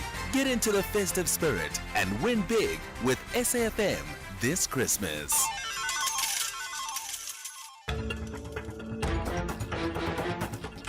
For 30 years, we've stood together, advancing collective action to end violence against women and children. But the fight is far from over. Your voice matters. Every action counts. From educating our communities to supporting survivors, it's time to unite and create a future free from fear. Join SAFM for 16 days of activism. Together we can make a difference. Together we can end the violence. Because 30 years of progress means we cannot stop now. Let's advance the fight. Stand up, speak out, take action. SAFM, leading the conversations that move us. The only talk radio morning breakfast show that makes sense. The Morning Brief with Thulasizwe Simelane. 19 minutes after 7, the Border Management Authority, BMA, has stopped 410,000 individuals attempting to enter the country illegally since the deployment of the first cohort of border guards in July 2022. This is according to BMA Commissioner Dr. Michael Masiapato, who briefed journalists on Monday on the entity's festive season preparations. He's announced plans to strengthen security as the festive season officially kicks off. Dr. Michael Masiapato joins me now to take that conversation forward. Good morning to you, Dr. Masiapato. So tell me about the work that you have done. You're saying that you have stopped 410,000 individuals attempting to enter the country illegally since the first cohort in July 2022. Many would say that's just the tip of the iceberg. Many more people came in without proper documentation and engaged in illicit cross-border activities than you can account for. Yeah, no, thank you very much, TS, and we appreciate the opportunity. As the Border Management Authority, TS, there has been some work that we have been doing, particularly since our establishment officially on the 1st of April 2023. And of course, in terms of the first deployment of the border guards on the 15th of July 2022, that is where the 410,000 is being accounted for. So indeed, if we are to indicate that the 410,000 as we stand is a bit of a drop in the ocean, we can fairly agree to that, particularly because we have no comprehension of the broader, I will say, universe of the entire, environment, particularly in view of those that we would not have been able to intercept. And I suppose the majority of that context will be in relation to the vulnerable segments on the borderline. But in as far as the airports is concerned, we are very much confident that there we are very much tight, as it were.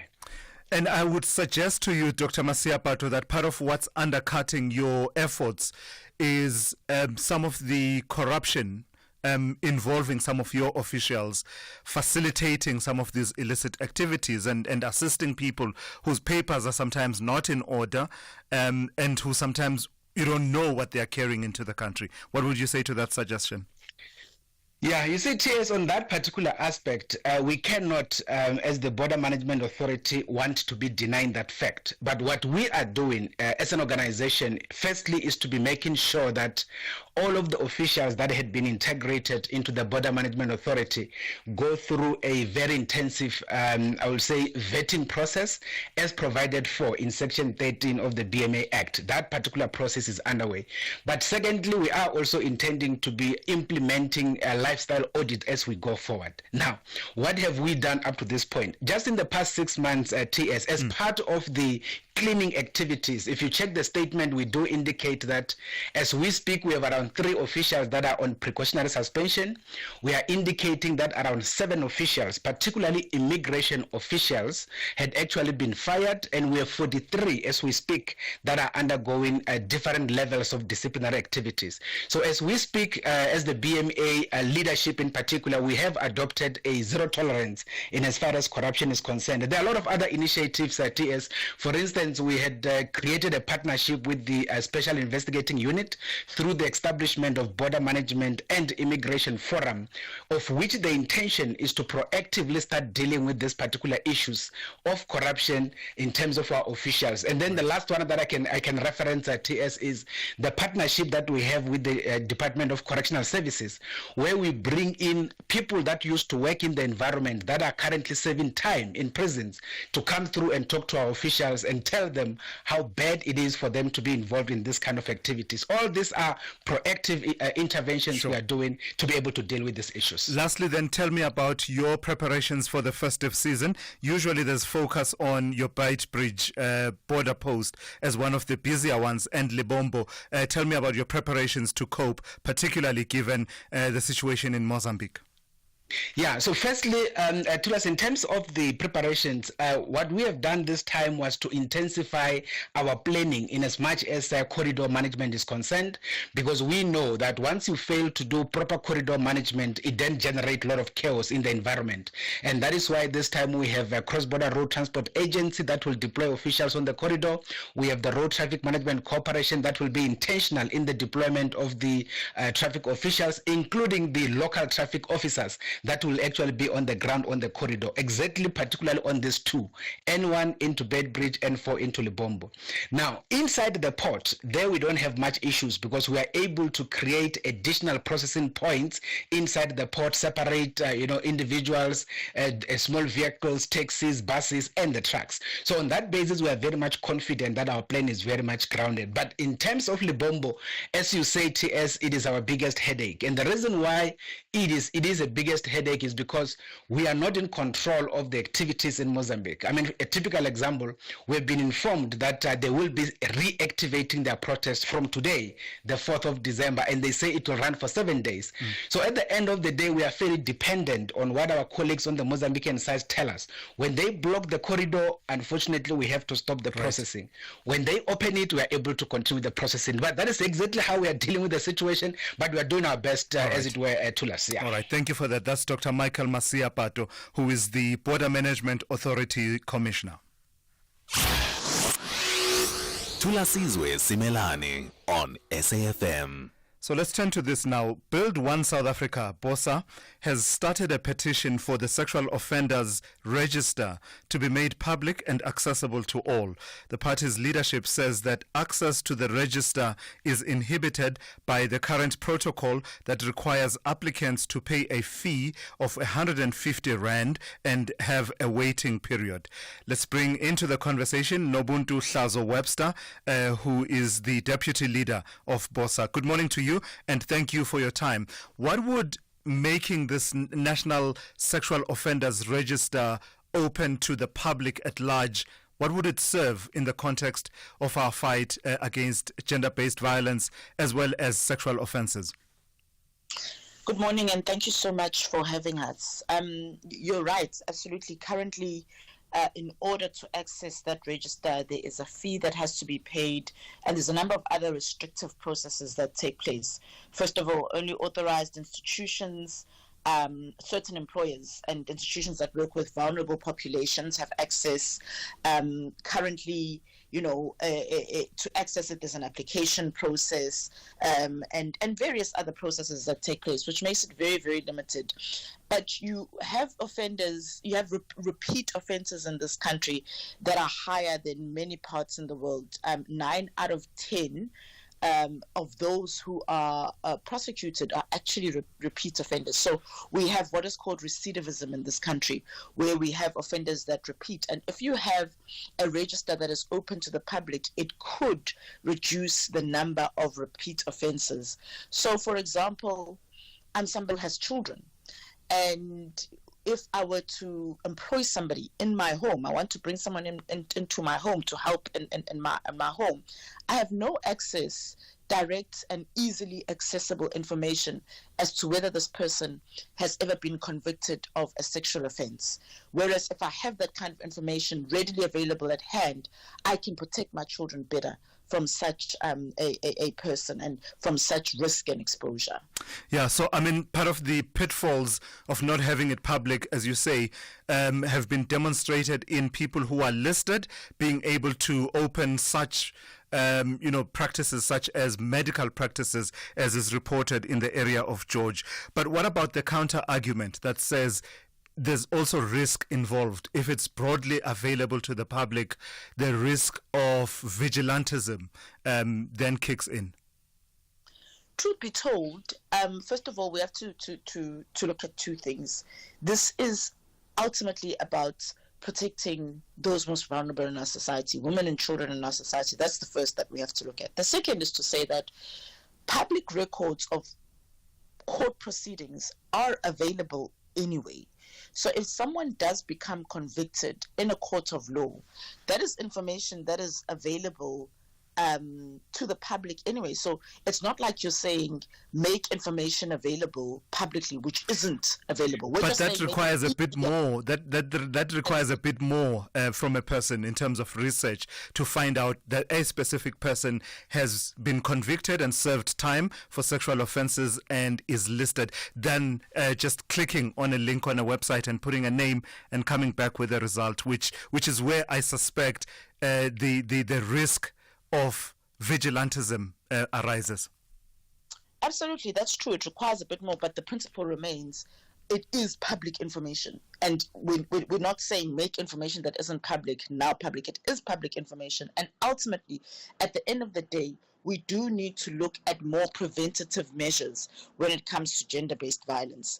And we also have laws in this country that protect people against vigilantism. There are laws that are in place that protect people who have been convicted from vigilantism. That's why we don't have it as widespread when it comes to any other crimes that are committed by people and criminals at large, because there are laws in this country that protect those who are prosecuted from vigilantism. Yeah, I hear you. All right, thank you for that. That's Nobuntu Hlazo Webster, who is deputy leader of BOSA, talking about their petition to have the sexual offenders register made available to the public and accessible to all without all of the hurdles that are currently in place. What do you think of that? Give me a call. The number to dial 086 000 2032, or send your WhatsApp voice notes to 061 410 4107. Would it help us in the problem that we are trying to solve of dealing with sexual abuse and the violations that occur in our society? Weigh in on that. At this point, let's touch base with N. Musa now with the latest news headlines. Good morning. Thanks to us. In the headlines, DA Federal Chairperson Helen Zille says, although the move to remove Thembi Simelane from the Justice Ministry is fitting, she should have been placed on special leave until her involvement in the VBS Bank issue is resolved. The National Consumer Commission says it's investigating 18 companies in KwaZulu-Natal for selling expired food, and opposition parties in South Korea are demanding the resignation of President Yoon Suk-yeol, whose sudden decision to impose martial law yesterday sparked political chaos. I'll have details on these and other stories at 8.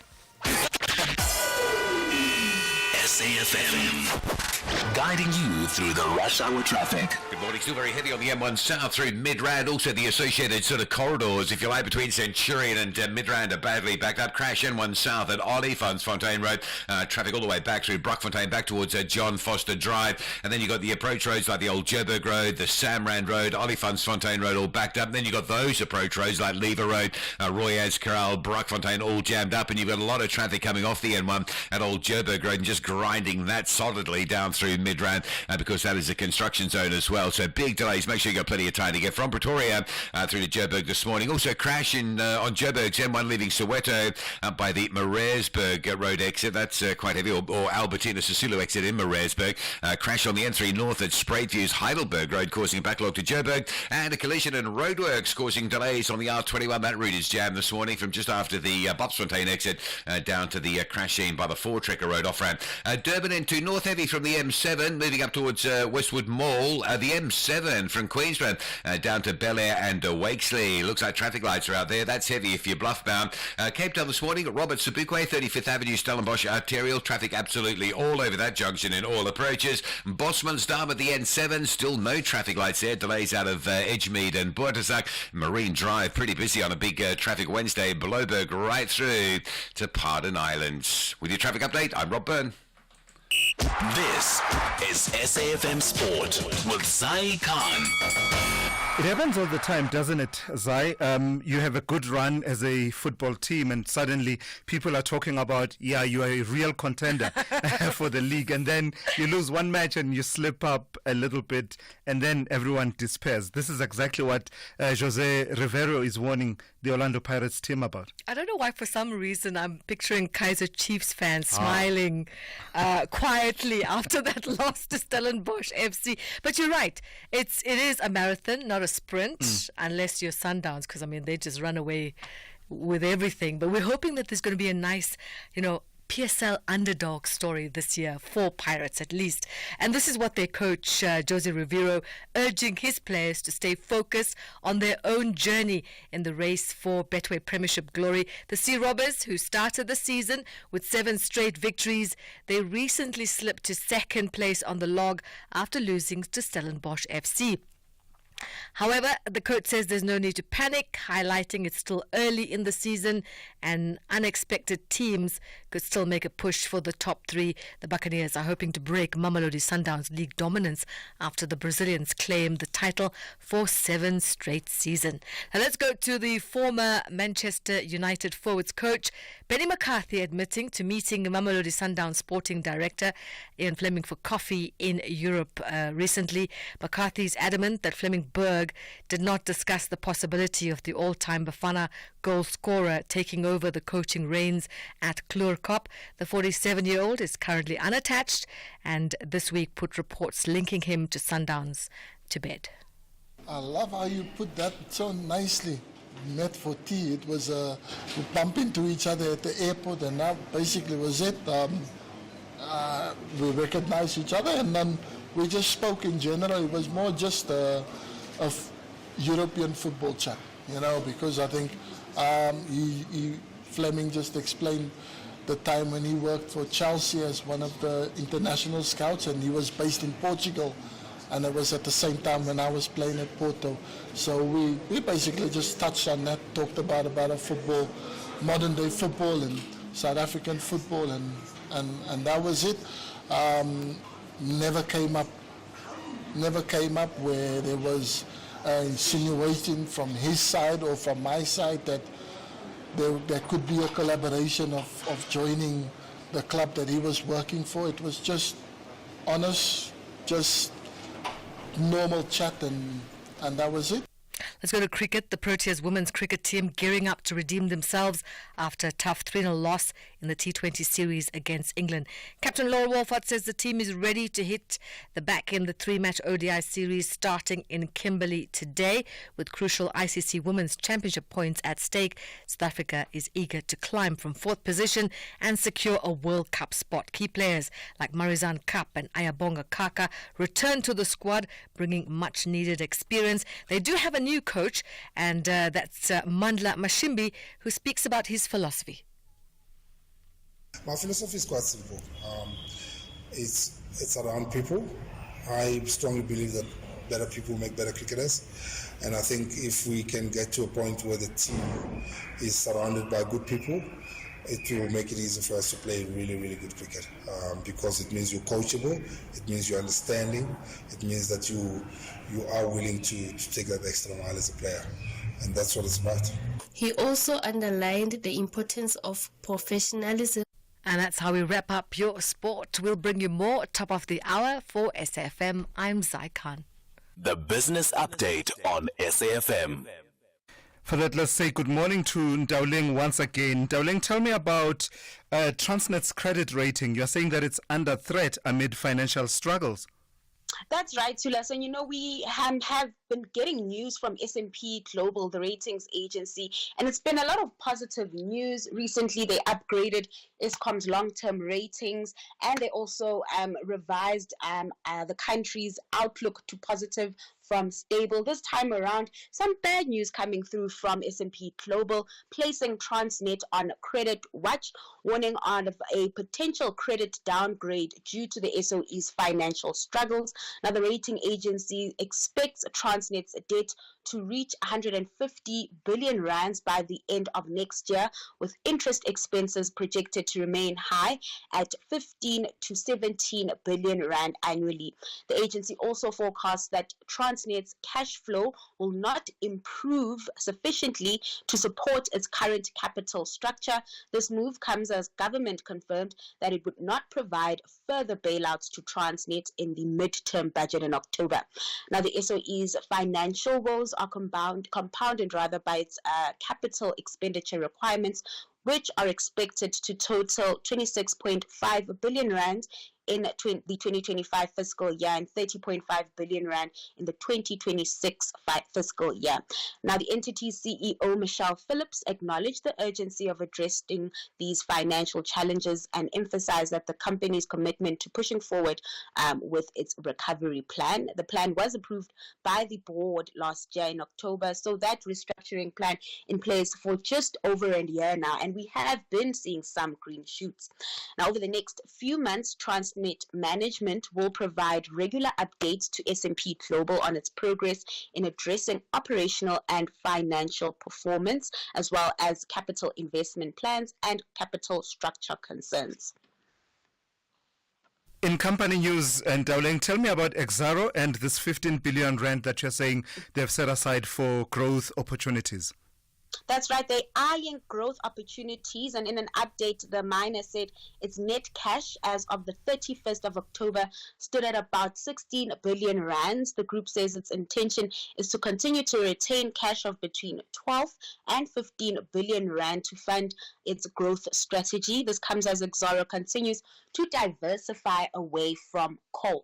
Now, the miner is eyeing critical minerals like copper, lithium, and manganese. Initially, Exxaro was supposed to make deal-making announcements this year, but that still hasn't come through as it's experienced some delays. Now, commentary around its future growth plans comes alongside an operational update. Exxaro expects to report lower coal production. This decline is due to reduced demand from Eskom in the Waterberg region and lower offtake at Leeuwpan in Mpumalanga.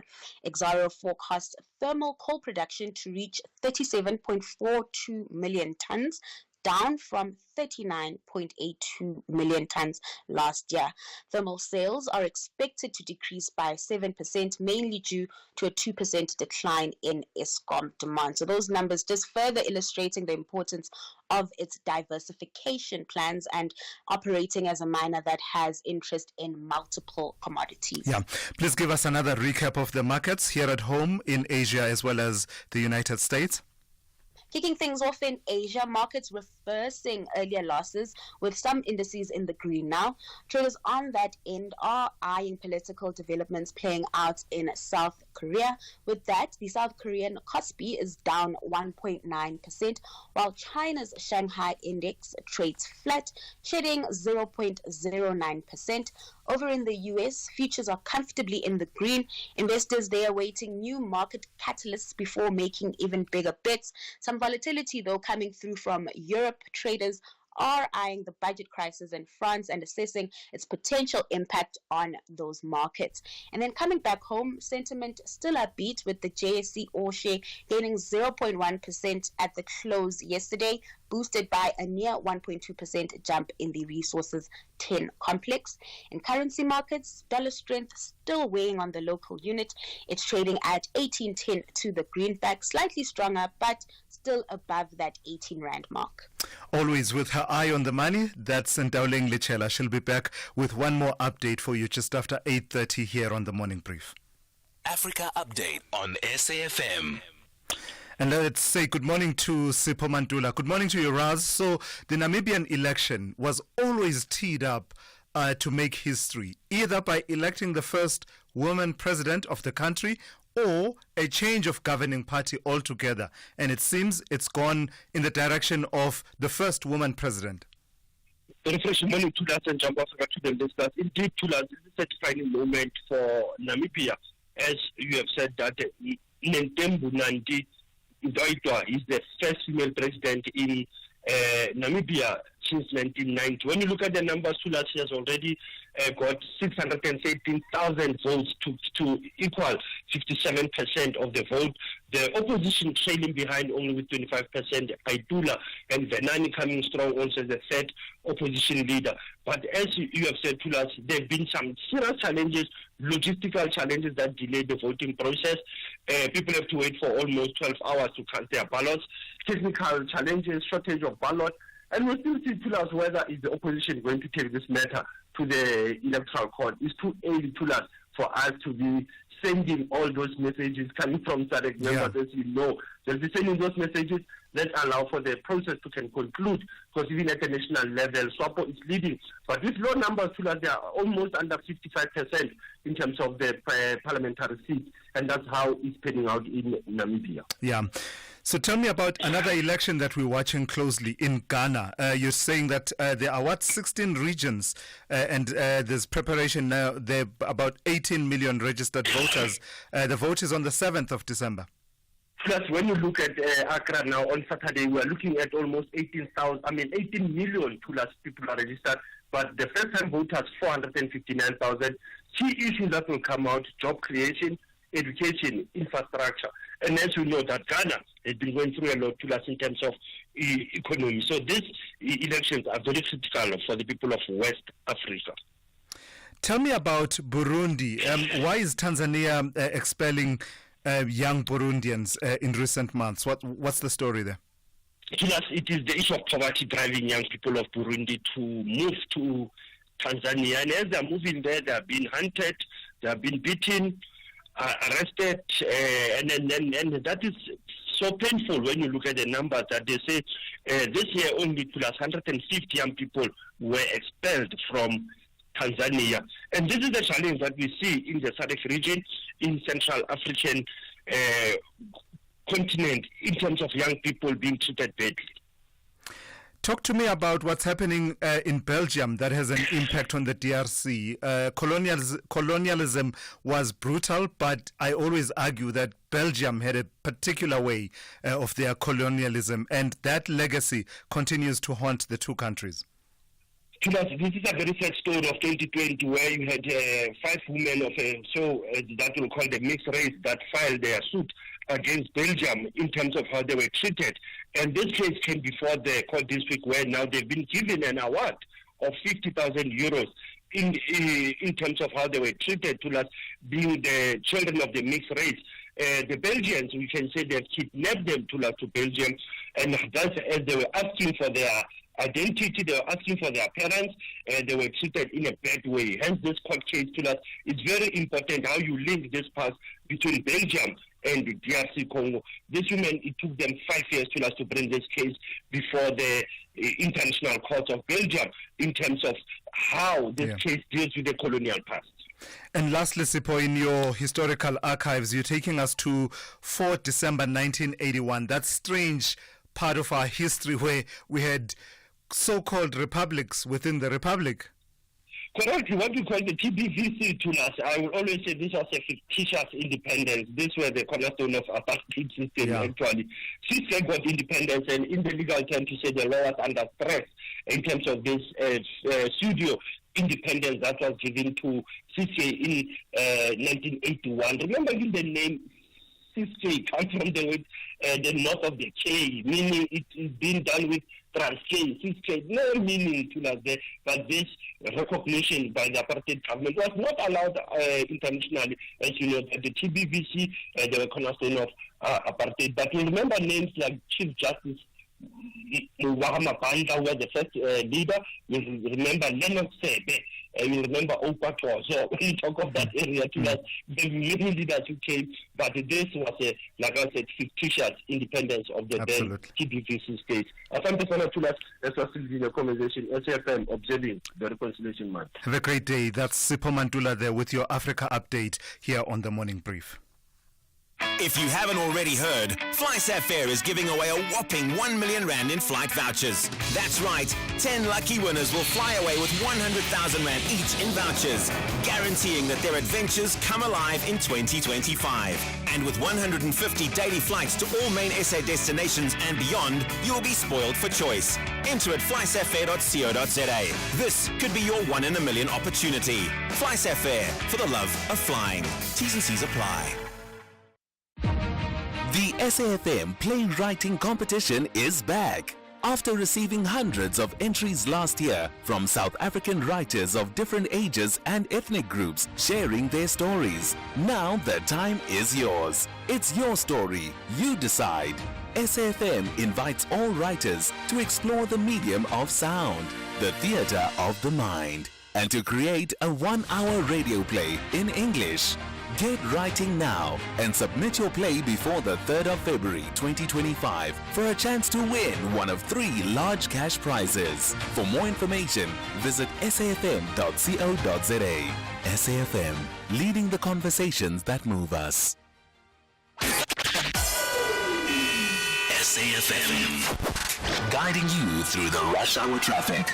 Top story remains the absolute chaos in Midrand. It's a crash on the M1 South at Olifantsfontein Road. Traffic's very heavy still back through Brockfontein interchange, and that's really only half the story. The other half that completes that full picture is the chaos on the approaches. So from sort of Old Joburg Road, Brockfontein Road, Samrand, Olifants, all of those routes trying to get into the highway very heavily backed up, understandably, because the highway's so thick, and the routes that feed into those routes, like particularly Lever Road and Royaskraal and Olifants, Olifantsfontein and others that run through the area, gridlocking and pushing back. There's some real congestion. So the N1 South and the associated corridors through from Centurion, from Brockfontein down to Olifantsfontein, really a big traffic mess this morning. R55's carrying some bigger volumes, diverting traffic through Blue Hills, Crowthorne and Kyalami, trying to avoid the N1. R21, the crash at the airport's being cleared. There are some delays around Pomona Road, lane restrictions both ways. Crash coming out of Soweto this morning on the N1 North up towards the Albertina Sisulu exit to Maresburg. That's quite slow. And a collision off the highway on Deckers Road near William Nicol Street North. That's the queue. That's the explanation for the queue through Florida. Crash on the N3 at Heidelberg Road, south of Joburg. If you're Joburg bound, the N3 very heavy this morning, passing the Sprayview area. And there's some roadworks in Pretoria on Solomon Mshlangu and near Waterkloof Air Force Base. That's why that route is so unusually and dreadfully slow. Just north of Kloof, up towards a waterfall, there's a truck crash at Bridle Road. A trucker's jackknife. That is causing major delays, either going from Waterfall or Waterkloof or to or from Kloof. It's very heavily backed up on that top of Bridle Link Road section this morning. M7, no lights at Bel Air and Wakesley, so that's quite slow if you're Bluff bound. Cape Town, lights off Bosman's Dam at the N7. You can imagine the chaos through there. And a whole pile of traffic backed up just north of the airport. Robert Sobukwe, 35th Avenue, Stellenbosch Arterial. Something's gone terribly wrong there. It's even backlogging traffic passing the airport on Borchard's Quarry Road, trying to get up into Robert Sobukwe. Good area to avoid. Rob Byrne, SAFM Traffic. Whatever your need for a personal loan, choose a bank that's best for your loans. Nedbank offers loans of up to 400,000 Rand at the best possible interest rate. And there's more. Open a My Goals Plus or My Goals Premium account, and you could enjoy 200 Rand cash back every month for the duration of your loan term. That's up to 14,400 Rand cash back. Visit nedbank.co.za to apply for your tailored personal loan. See money differently. Nedbank. We are a licensed FSP and registered credit provider. T's and C's apply. If you haven't already heard, FlySafair is giving away a whopping 1 million Rand in flight vouchers. That's right, 10 lucky winners will fly away with 100,000 Rand each in vouchers, guaranteeing that their adventures come alive in 2025. And with 150 daily flights to all main SA destinations and beyond, you'll be spoiled for choice. Enter at flysafair.co.za. This could be your 1 in a million opportunity. FlySafair, for the love of flying. T's and C's apply. You are listening to the Morning Brief with Thulasizwe Simelane. 8 minutes to 8 here on SAFM. Police in KwaZulu-Natal have arrested 235 rape suspects in the province in just 1 month. These numbers were revealed in a statement issued by the provincial police yesterday. This comes as the country observes 16 days of activism for no violence against women and children. For more on this, I'm joined by Robert Nechiunda, who is the KwaZulu-Natal Provincial Police spokesperson. Good morning to you, Colonel Nechiunda, and thank you for your time. Locate these numbers for us within the context. 235 rape suspects arrested in the province in the context where at least 2 of your stations, Inanda and Umlazi, lead nationally around the crime of rape. Does this begin to make a dent in that situation? Thank you for having us and good morning. Yes, the numbers as they sound shocking. Because to arrest over 200 suspects for rape in 1 month, it translates to what the states have shown. 2 of our stations topping the list with rapes, murder, and other violent crimes. So yes, as the police, it shows that we are having some progress in those cases, and to arrest a suspect for rape is not easy because a lot needs to be done before somebody can be linked with a rape case. And tell me about, we talk about sexual offenses and rape and the likes being among the categories of crime that are not usually dependent on police action for detection. So it's not like you can set up a roadblock and basically pick up someone and pick them up to be a rapist. You depend on the case being reported. Is there a link between the number of arrests you've made and changes being made in the ability and facilitating the reporting of rape? We are quite pleased that rape cases are being reported because a worrying factor in our province is that there are those cases that go unnoticed, that mostly in the rural areas, where families will agree that a person who raped somebody must either pay with a goat or something, especially when the victim was a minor. So and the suspect was an adult person. So we'll just agree on some sort of compensation, which is wrong. So when rape cases are reported, as the police, we are pleased that we will get the bottom of the matter and get justice for the victim. And with the numbers that we have arrested, you can find that one suspect was wanted for more than one a rape case, meaning that one suspect arrested leads to justice for more than one victim of rape case. Yeah, I was going to ask you about the profile. Are you able to say more about, and I know that it's a large number, 235 suspects, but I imagine that there must be trends that you are picking up around the people that you've been able to arrest. Are some of them people you arrested as a result of your own detective work? In other words, the case may have been reported some time ago and it seemed that there was no arrest, but your family violence and sexual offences unit being able to follow through and make these arrests. Yes, these are not necessarily the cases which were committed in the month of November. The arrest cases could be reported even a year or two ago. But when we arrest one suspect and be able to link them with other cases due to DNA samples, it takes a lot for a rape case to be for a suspect to be connected to a case of rape. A worrying factor remains that where the cases are happening, if you look at Inanda and look at Umlazi policing precincts, is where shacks have been built so rapidly. And if you look at the informal settlement and those two stations, they are growing at a rapid pace. And it becomes difficult for police to go and police at those areas. A person will be raped, and police will only arrive hours later because there are no roads. If it's a night, it's no light. Police can't move in there. They must go on foot, and they must have backup because it's dangerous. So that's where our Police Commissioner was saying that we need a holistic approach from government and other stakeholders to ensure that these areas are built in such a way that police and other services can be able to get through the people on time. Yeah. So lastly then, talk to me about the other, crime fighting activities. Nearly 4,000 suspects that you're saying you arrested for contact crimes. But importantly, as I was alluding to the stats around the stations that lead for rape, Inanda and Umlazi, importantly, Inanda tops nationally in terms of the number of murder cases. Tell me about the work to try and push back around those statistics. We are quite pleased that on the recently released stats, we had a reduction on murders in Inand, as you mentioned, and that is because the province has put together different task teams that have been operating in certain areas. Inanda, for example, that's the area where we have seen a lot of shootouts between police and suspects in the Zen month.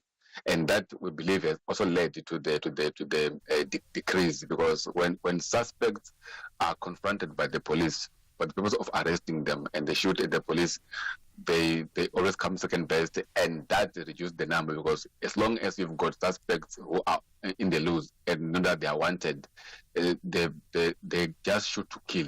Whoever they want to rob, resist, they shoot, they kill. Some are inquiries, we just send them there, they just go there and shoot and kill. So since there have been these tax teams in place, we've seen a reduction in murder cases, and we believe that as we continue to operate in Inanda, Inanda, Komashu, Phoenix, the areas in Tuzuma, you'll get 5-6 murders a weekend. So we are pleased to see that sometimes these days a weekend goes by no murder case reported, or just one murder there, which is still one murder too much, but we believe that we are making progress. All right, I've got to thank you for your time. That's Colonel Robert Nechiwunda, who speaks on behalf of the police in KwaZulu-Natal, reporting on some of the work that they've been doing in fighting crime over the past month. You and I know about the statistics. Inanda tops in terms of the precincts nationally. Inanda is number one for murder. Inanda and Umlazi among the top stations for the number of rape cases that are reported nationally. So the police there in KwaZulu-Natal telling us about the work that they've been doing in the month of November to respond to that situation. At 8 a.m., let's check in with N. Musa with the latest news. And that's the news for this hour. Theft, accident, and 1 million rand liability cover, all covered by Outsurance Essential. Get a quote today. SMS CAR to 43187.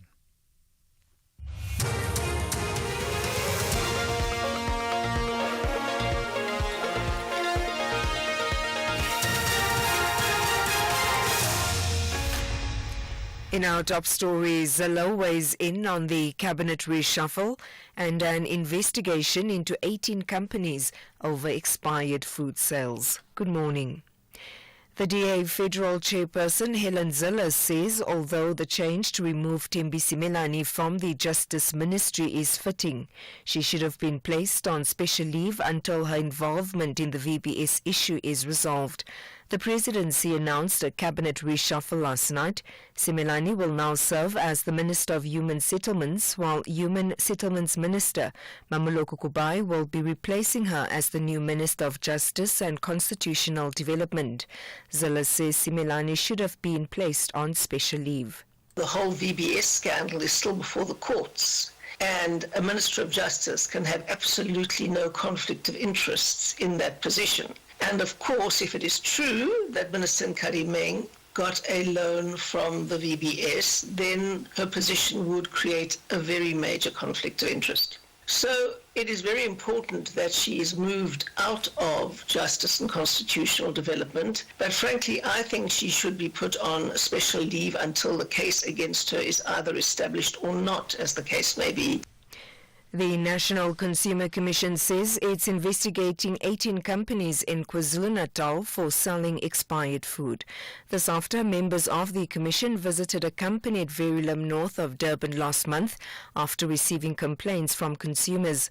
The company buys and repackages cakes and snacks. It was discovered that dates on food items had expired and other products had no labels. The National Consumer Commission spokesperson Taba. Today, we were here last month to inspect or conduct market monitoring, and of course, we were not happy with what we saw. Our law then says we need to now have an investigation or a directive to say we are investigating a supplier. We are here today to issue that directive, and of course, in some instances, we will issue compliance notices where when the inspector looks at the contravention, it's something that can be easily fixed, right? We then allow them through a compliance notice to say either you remove the goods from the shelves or you fix it or label properly. It will depend on the contravention. Police have arrested another drug trafficker from Sao Paulo in Brazil at the OR Tambo International Airport east of Johannesburg. This as SAP's safer festive season operations are in full swing across the country to curb crime. Police spokesperson Etlenda Mate says the suspect will appear in court soon. Our crime intelligence picked up on a 21-year-old man that was intercepted after landing from Brazil just after 12:20 on Tuesday afternoon. The drug mule was taken to a local hospital where a medical x-ray confirmed the presence of foreign objects in his stomach. The process to release these foreign objects has started, and we can confirm that plastic-covered cocaine, bullet-looking objects are being released by the suspect. He will appear before the Campton Park Magistrate Court before the end of this week on a charge of drug possession and drug trafficking. A security guard has been sentenced to life and 10 years imprisonment by the Mpangeni Regional Court for the rape and sexual assault of 2 learners. The learners aged 8 and 9 years old were raped by the 37-year-old between 2021 and 2022. According to the National Prosecuting Authority in KwaZulu-Natal, the man was a security guard at a school in Empangeni when he raped the girls who were learners at the school. He had threatened to kill the girls if they told anyone about it. The matter eventually came to light when one of the girls confided in a mother. KwaZulu-Natal Education Department spokesperson Muzi Mahlambi. We welcome the sentencing that has been handed down to the perpetrator. We are of the view that although that it's a permanent scar that he caused to these young learners, that they will have to endure with throughout their life, but we pray to God that He will give them healing as the time goes on. And finally, opposition parties in South Korea are demanding the resignation of President Yoon Suk-yeol, whose sudden decision to impose martial law yesterday sparked political chaos. Politicians rushed to parliament and voted to block the move before Yoon dramatically withdrew the order. His senior aides have reportedly offered to step down, and unions have called for strike action until the president leaves office. The BBC's Laura Bicker has the details. As you can hear, the protesters are still in full voice. It's a new day here in Seoul, and they have several pleas to the parliament. They are calling for the president to be removed. Remember, this is a population that has already lived through military dictatorships. They did not expect to see it, however, briefly back here in 2024. Now, there are two key questions. Firstly, what was the president thinking? And secondly, what happens next? Recapping the top story, the DA's federal chairperson Helen Zellers says although the change to remove Thulasizwe Simelane from the Justice Ministry is fitting, she should have been placed on special leave until her involvement in the VBS Bank issue is resolved. For SAFM News, I am Ann Musa. And that's the news for this hour. Theft, accident and 1 million rand liability cover, all covered by Outsurance Essential. Get a quote today, SMS CAR to 43187. This December, Outsurance gives you the gift of low-cost insurance for your older car. Get up to 1 million rand liability cover, so if you cause an accident, the other car could be covered for up to 1 million rand. Add motor warranty, which covers you for mechanical or electrical breakdowns. Get saving with Outsurance Essential for unfinanced cars older than 5 years and valued at less than 130,000 rand. SMS CAR to 43187. That's CAR to 43187. Licensed insurer and FSP. T's, C's and information online. SAFM, guiding you through the rush hour traffic. Stays heavy through Midrand. It is taking a while for this scene to be cleared and the traffic to normalise. Big queues from Brockfontein all the way down through to the earlier crashing by the Olifantsfontein Road exit. All the side roads are dreadful. Brockfontein, Old Johannesburg Road, Samrand, Roy Ace Kraal, Lever Road, Olifantsfontein, all a big mess there. And if you have diverted off the N1 down Old Joburg Road, obviously that's a major construction zone, so there's some additional issues to work through there as well. Joburg crash on the N3 North at Heidelberg Road, so very heavy coming up from Spruitview and Foster side this morning. Durban, no lights on the M7 at Bel Air and Wakesley, so expect some delays if you're blockbound. M4, Southern Freeway, here's a big queue, I beg your pardon, it's the Ruth First going south. It's the M4 southbound towards the CBD. Really big queues down towards Sandili Tusi, and a truck jackknifing on Bridle Road near Link Road, so if you're going to or from Kloof, that remains a problem this morning. Quite heavy backlogs in that area. Cape Town, little crash on the N2 inbound at Young Smuts Drive is being cleared, but it's a busy run through on the N2 from as far back as the airport this morning, right through the Hospital Bend. The N1 stands from Plathercliff Road through to the city centre, and Bosmansdam Road at the N7. Those traffic lights still out. N7 north from Goodwood, and Bosmansdam out of Bordersuck Edgemead stay heavy. Rob Byrne, SAFM Traffic. A very good morning to you. In your SFM sports headlines, it's cricket. The Proteas will be testing their depth with the teen sensation Kwena Mapaka in line for his debut. And the two-time defending champions Johannesburg suffered their first loss of the SPAR National Netball Championship. All the details around 8:30.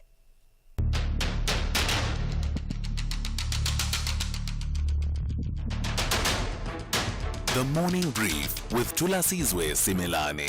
Weekdays, Monday to Friday, 6 to 9 a.m. The Morning Brief with Thulasizwe Simelane. Weekdays, Monday to Friday, 6 to 9 a.m. Hey, good morning, folks. We are into the third hour of the morning brief on this Wednesday. It's good to be in your company. So we've had a few conversational threads at which we have pulled over the last 2 hours or so, and we'd like you to weigh in on those and others. Of course, top of mind this morning was the issue around the cabinet reshuffle, the mini cabinet reshuffle that the president effected yesterday, basically moving Thembi Simelane from the Ministry of Justice and making her the Minister of Human Settlements, and taking the Minister of Human Settlements, Mamuluko Gubai, and moving her to the Department of Justice. But as I said in my comment, not that he's required to give a lengthy explanation, but his decisions do need to be rational. And also, given the context of the suspicion around Minister Thembi Simelane around the VBS matter, isn't it time that the president said something more 3 months after he received that explanation, to which we are not privy, the explanation that he was given by Minister Simelane? I'd like to hear your thoughts on that cabinet reshuffle. In fact, I see a lot of them that have come through, and I'll be taking those in just a moment. So that's one of the stories that has been dominating. But we've also talked about this idea of BOSA. This is Build One South Africa, is calling for the National Sexual Offenders Register to be made public to everyone. So as it stands at the moment, it is open to employers in the private and public sector to be able to access on application and pay a fee and have to wait for a little bit. BOSA is worried that this leads to a situation where people who are listed on the sexual offenders register are able to carry on business and be exposed to people, including those who are in vulnerable situations. So I'd love to hear your thoughts around that matter and other issues as well. Give me a call. The number to dial 086 000 2032. I'll also take your WhatsApp voice notes on 061 410 4107. This is SAFM. We are leading the conversations that move us. The third hour of the Wednesday edition of the Morning Brief starts now. If you haven't already heard, FlySat is giving away a whopping 1 million rand in flight vouchers. That's right, 10 lucky winners will fly away with 100,000 rand each in vouchers, guaranteeing that their adventures come alive in 2025. And with 150 daily flights to all main SA destinations and beyond, you'll be spoiled for choice. Enter at flysatfair.co.za. This could be your 1 in a million opportunity. FlySat, for the love of flying. T's and C's apply. Got a project deadline looming? Buco's here to help you stay on track and on budget. We've got all the building essentials you need, from the ground up to the final coat of paint. You can choose from a wide selection of plumbing, electrical, and even garden essentials. Everything you need to add the perfect finishing touch to your project. Buco is your partner in building excellence. Visit our new Buco store in Stratham Park, corner Frida and CR Sora Drive. For every step and every build, begin with Buco. Buco. This festive season, you may not get the gift you were hoping for. It may be another pair of socks. Don't despair. Outsurance has a gift you'll definitely love. Get a quote, and if Outsurance can't beat your car insurance premium, ask them for 500 Rand cash. And make that 1,500 Rand cash if you've been claim-free and with the same insurer for 3 years. SMS OUT to 30754. That's OUT to 30754. With Outsurance, you always get something out. A licensed insurer and FSP. T's and C's online. Call Thulasizwe now. 086 000 2032. My favorite activity of the morning. Let me hear from you this morning. Let's start with David in Port Elizabeth, who wants to talk about taxi wars. Good morning, David. Good day, Mr. Smith. How are you, sir? Very well. How are you? I'm fine. I'm in East London, sir, by the way. So. East London. All right. Yeah, please go ahead. Yeah. Mr. Simelane, we as the Buffalo City residents, we've got an issue here, sir, whereby the taxi operators are harassing us, are depriving our rights of movement from point A to point B as a commuters. For example, as I'm residing in Tanzania, township under Island, falling under Island.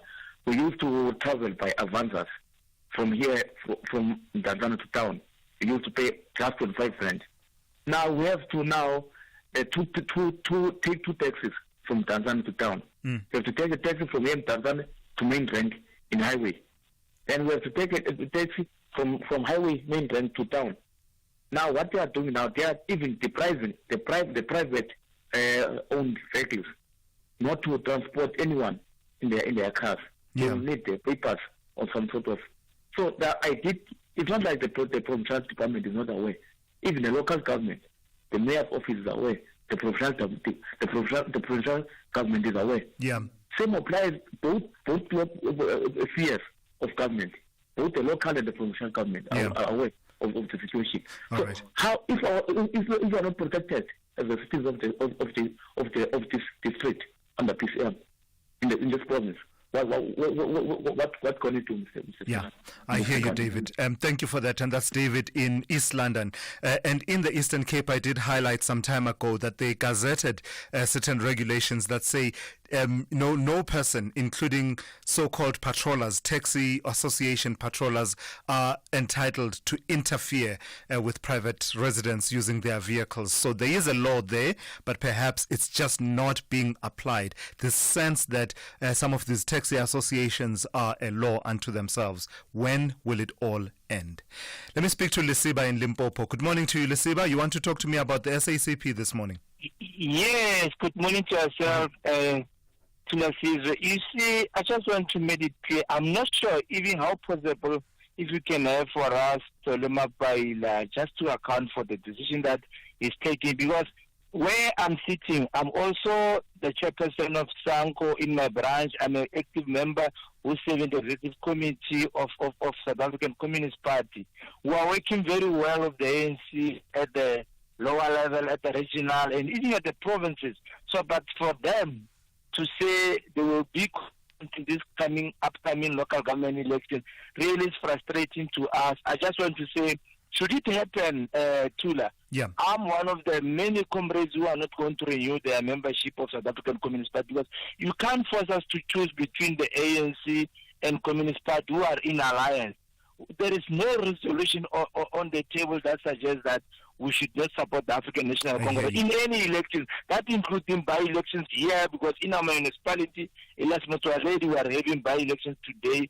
In Senegal, we are also having by-elections in Tabazimbi. Gotcha. The SACP, Sanko, Kosatu, that are supporting the African National Congress in this election.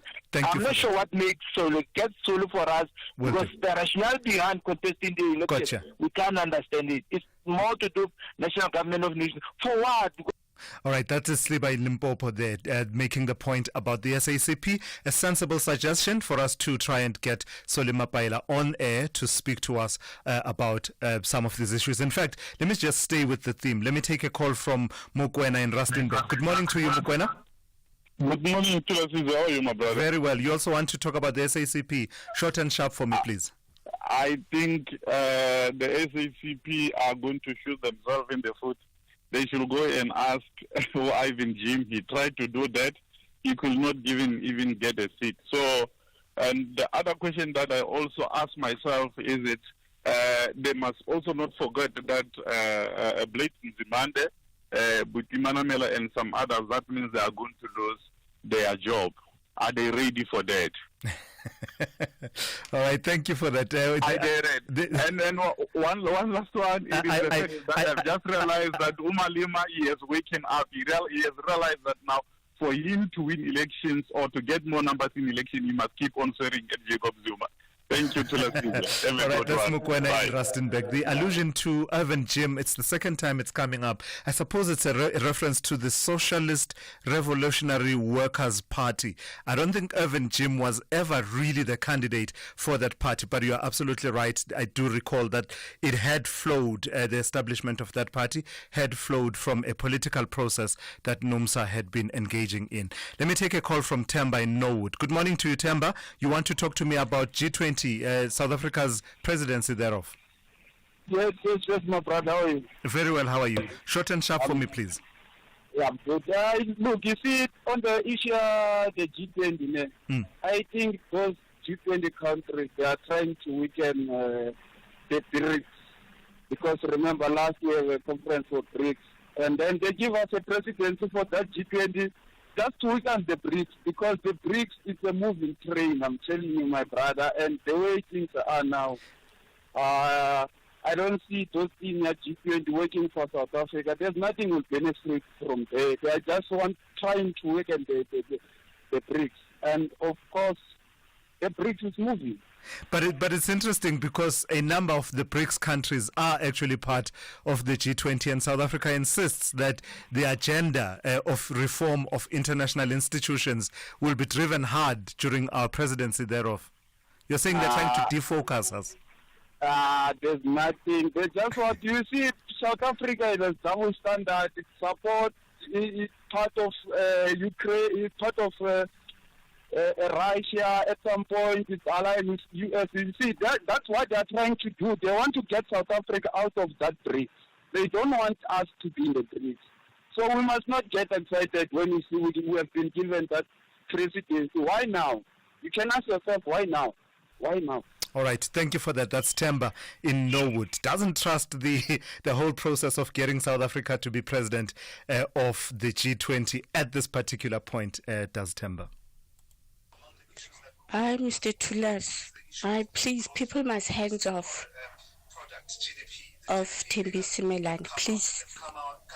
Please. No, she's not a holy cow either.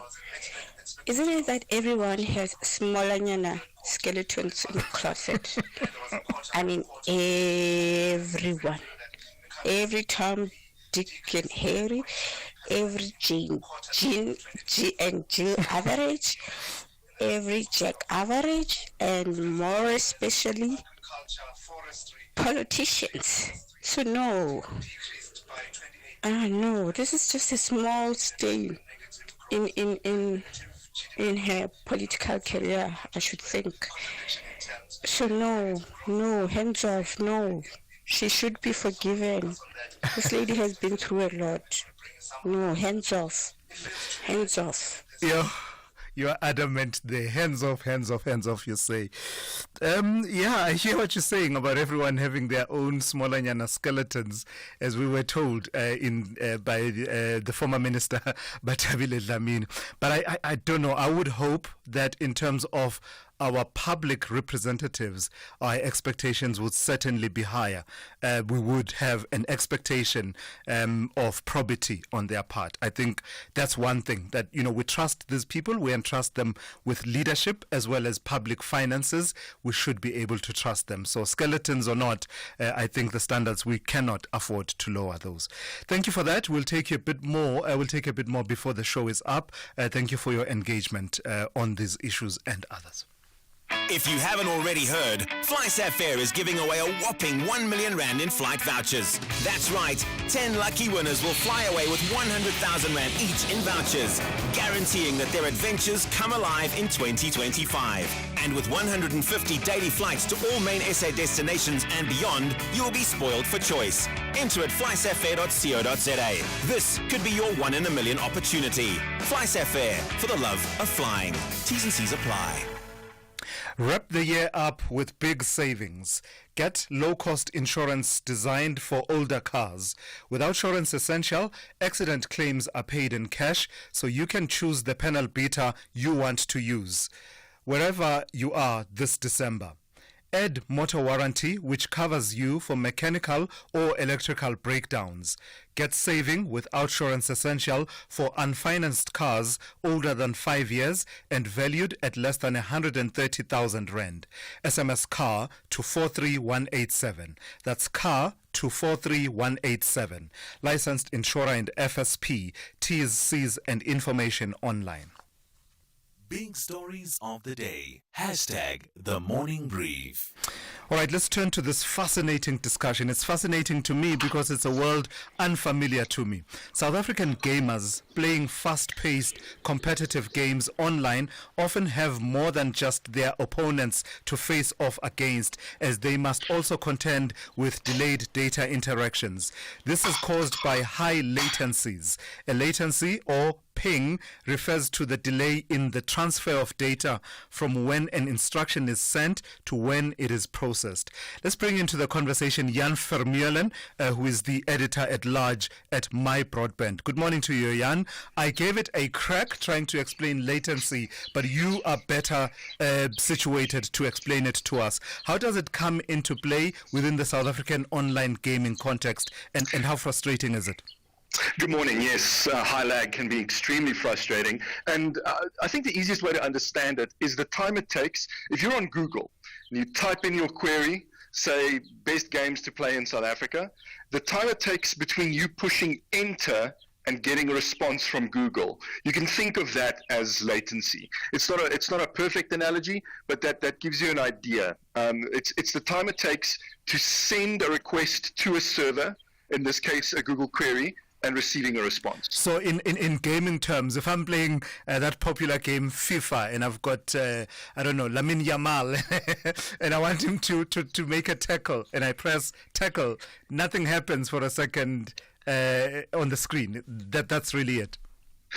Exactly. That's a great way to understand it. So it's a time between you pressing the button and sending that button press to the server and it registering for all the other players. So you press the button, it gets sent to the server. Now the server has to tell the person that you're playing against, if you're playing against another human, what you've done. And that's the lag, that's the latency. Why is this happening, Jan, in the age of subsea cables and fiber connectivity and the likes? Yeah, it's got to do with the physical reality of the world, unfortunately. Light can only travel so fast. And so even though light is the fastest thing in the known universe, the distance between South Africa and the rest of the world is enormous. And so the absolute fastest that you can send a signal from South Africa up to Europe, for example, that's the shortest hop up to the northern hemisphere. If you go from, say, South Africa to London or to Ireland even, you're looking at latencies of 100 milliseconds. Now, so it can be less if you have like a direct link and all kinds of other stuff. But roughly speaking, on average, you're looking at latency of between 150 and 200 milliseconds just to get from South Africa up to London. And that 200 milliseconds, it sounds like nothing, but when you're playing a shooter game in particular, it can mean all the difference. And you keep referencing London and other cities in Europe. Is this to do with the fact that many of the servers used by the franchises, the popular franchises, are not here in South Africa? A lot of them aren't. So there's plenty that are, and there are plenty that offer the ability to either host your own local server or to play peer-to-peer. That just means that you can play. You play by connecting directly to one another rather than connecting through a server. But yes, there's plenty of popular games where there are no local servers. And then, yes, the closest ones are either hosted in Europe. Sometimes the closest ones are in Asia, but that's not often. And so that's why I'm referring to London all the time. That tends to be our shortest hop to an international server. And the issue you and I are discussing this morning is quite significant for a large number of South Africans. I didn't know that we had such a healthy community of online gamers. 26 million, you tell us. Yeah, and I think that speaks to, it doesn't necessarily mean that everybody's a competitive gamer, but I think it speaks to just how inclusive gaming has become. So, you think of the regular Xbox, PlayStation, PC gaming, Nintendo Switch, that sort of thing, but also a lot more people are playing games on their smartphones.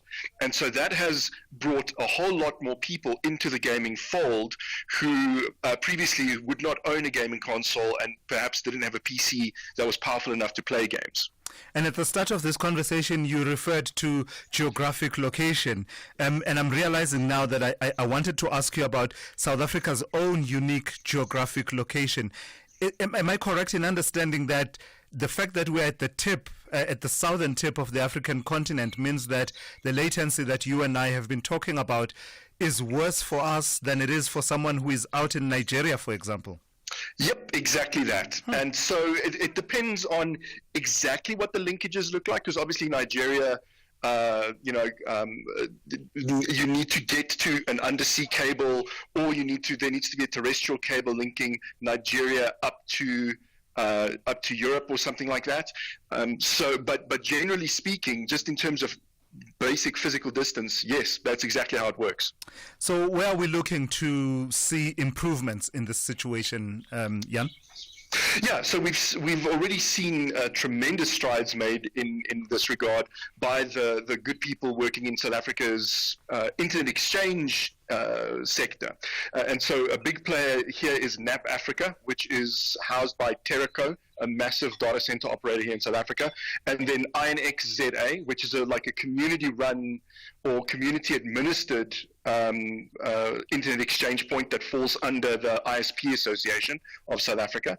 And they've really done immense work over the last few years to get international content owners to bring their content closer to South Africa, in whatever way, shape, or form that might take. That might mean what they call peering at local exchange points, or even bringing servers to South Africa. But there's only so much they can do. At the end of the day, it also comes down to economies of scale. So what a lot of these gaming companies do is they look at their player base in South Africa and the player base they can serve from South Africa, because South Africa is a great staging point for the whole sub-Saharan African region.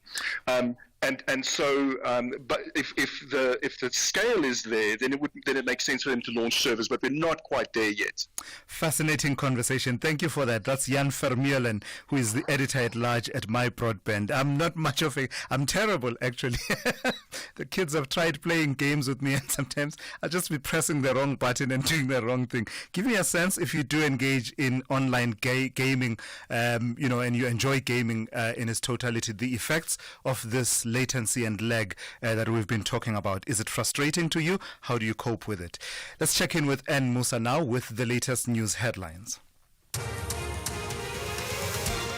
Good morning. Thanks to us. In the headlines, rating agency Moody's has kept South Africa's credit rating at sub-investment grade and maintained a stable outlook. The DA Federal Chairperson Helen Zille says, although the change to remove Thembi Simelane from the Justice Ministry is fitting, she should have been placed on special leave until her involvement in the VBS Bank issue is resolved. And police have arrested another drug trafficker from Sao Paulo in Brazil at the O.R. Tambo International Airport east of Johannesburg. I'll have details on these and other stories at 9. SAFM, guiding you through the rush hour traffic. It's all happening on that mid-rand section this morning. The earlier crash at Olifantsfontein Road still causing delays. There's also a crash after Old Joburg Road. So there's an obstruction there. And there's also a stationary vehicle at Samrand. All of that unfolding on the southbound track. That's why it's so heavy from Brockfontein all the way down past that crash at Olifants in towards New Road. The approach roads and side roads through the area remain badly backed up, particularly the R101, the Old Joburg Road from the N1 highway all the way down to sort of Olifantsfontein Teasers area, Samrand Road, Royers Kraal, Lever, Olifantsfontein towards the highway. All of those routes really under some pressure. The other big story we're watching unfold is protesting at Protea Glen. The 558 Impala Road closed through the region to and from the N12 section of Main Road. That's the link road from Protea Glen out to Randfontein closed, and a couple of little side roads leading into that area shut as well. If you want to get in or out of Protea Glen, particularly from the N12 highway, there's going to be some diversions that come into play there. The N3 crash at Heidelberg Road. This has been with us all morning. N3 north at Sprayview. Still a heavy queue passing that area. Durban, the M4 inbound. Route First Highway. Crash at Sandilli. Tusi. Traffic's heavy from Blue Lagoon. Also Cape Town. Still no traffic lights. Bosmansdam Road at the N7. The traffic coming out of particularly Edgemead Drive up towards Bosmansdam remains slow. Valhalla Drive going north to Epping Sevi and Robert Sebukwe in the 35th Avenue still very slow. The highways, being a Wednesday into central Cape Town, stay fairly heavily backed as well. Rob Byrne, SAFM Traffic. This is SAFM Sport with Zai Khan.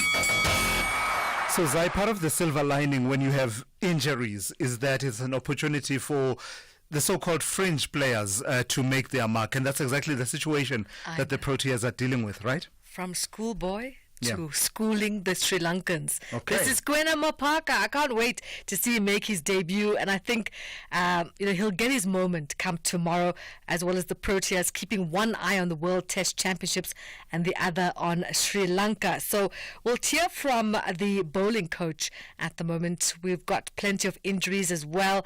Lungi Ngiri's out, Nandre Berger, Vian Mulder, Gerald Kutsia, and the uncapped teenager Kwena Mapaka being called up and could make his Test debut.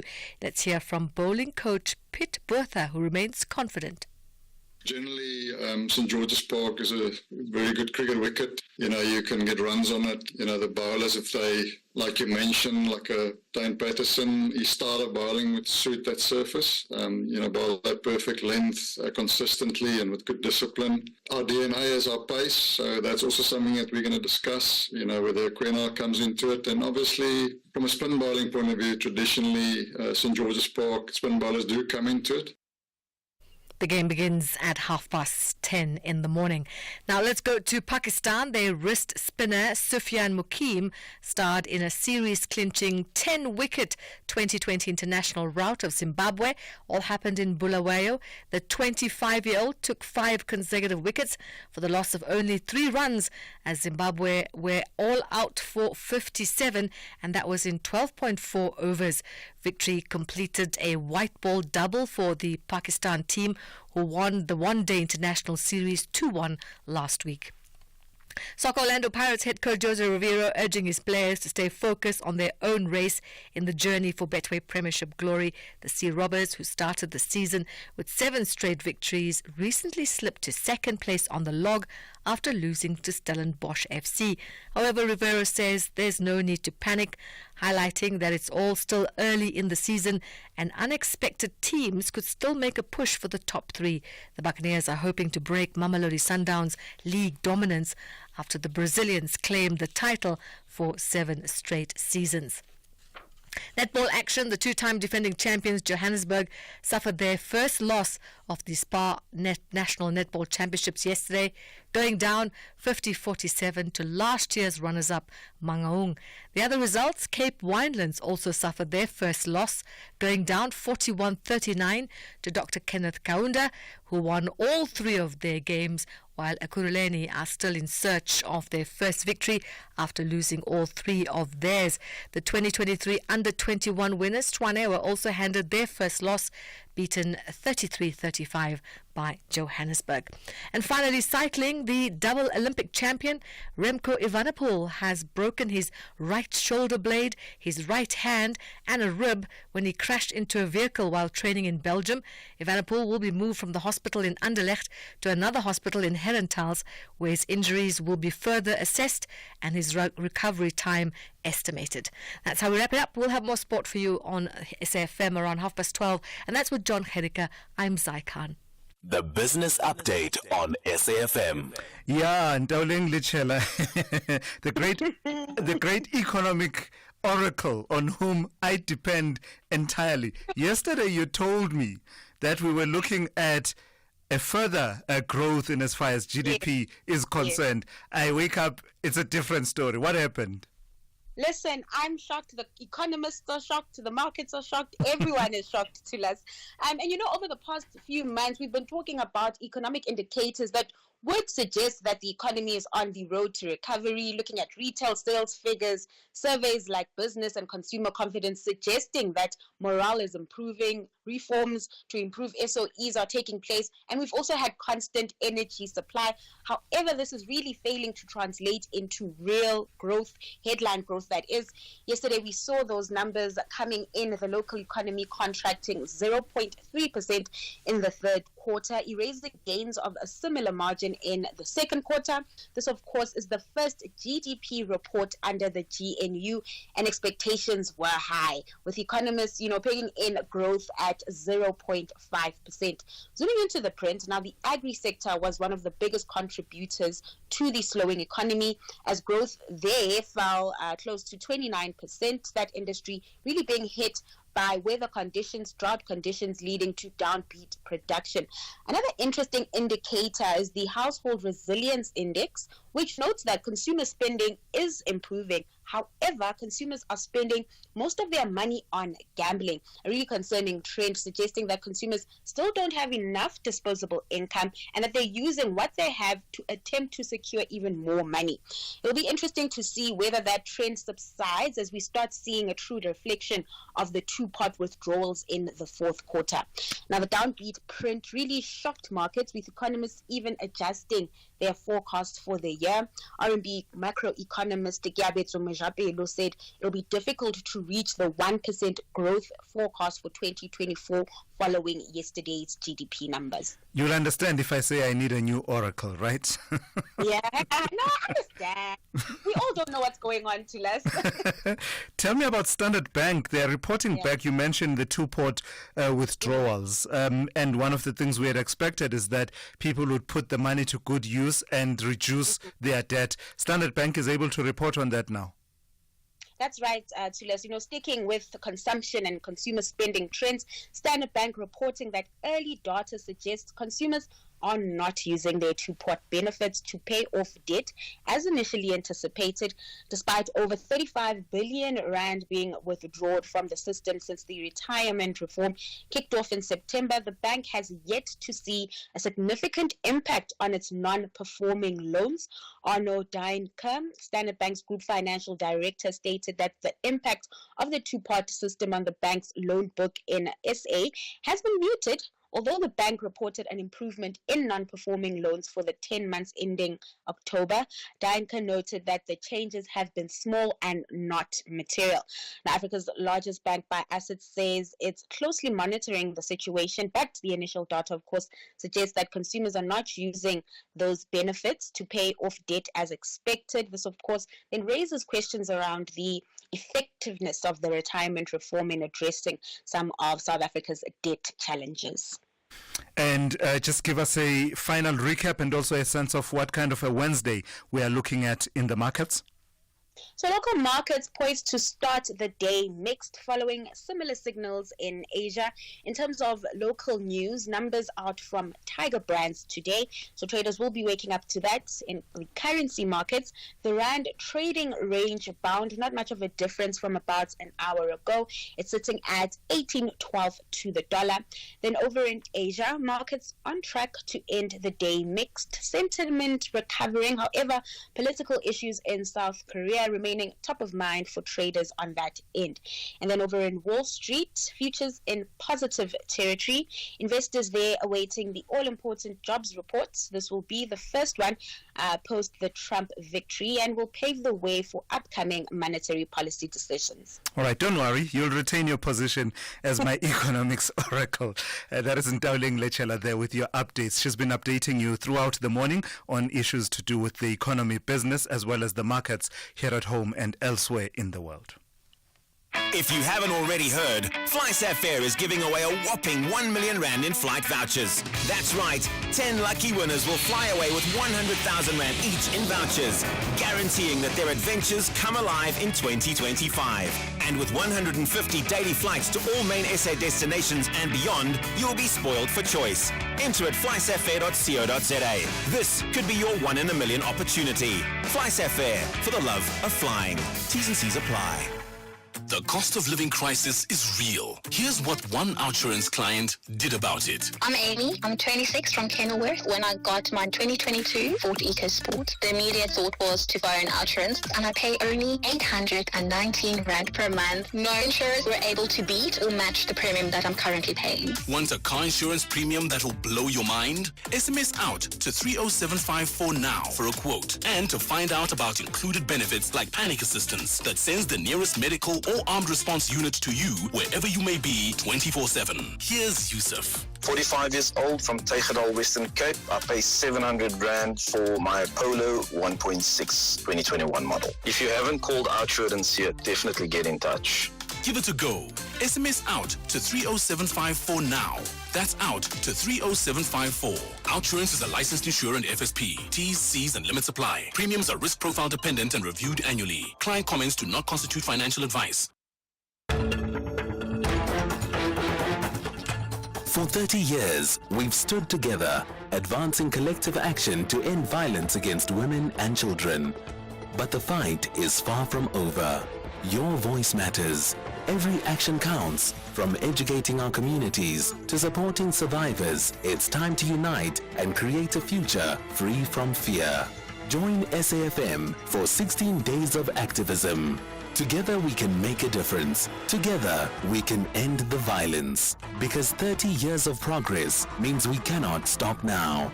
Let's advance the fight. Stand up, speak out, take action. SAFM, leading the conversations that move us.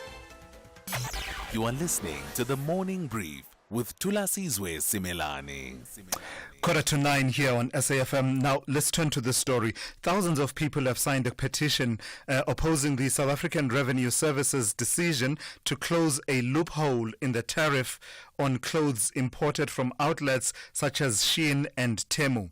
Before 1 November, importers had to pay a 45% tariff on clothes above 500 Rand as well as VAT.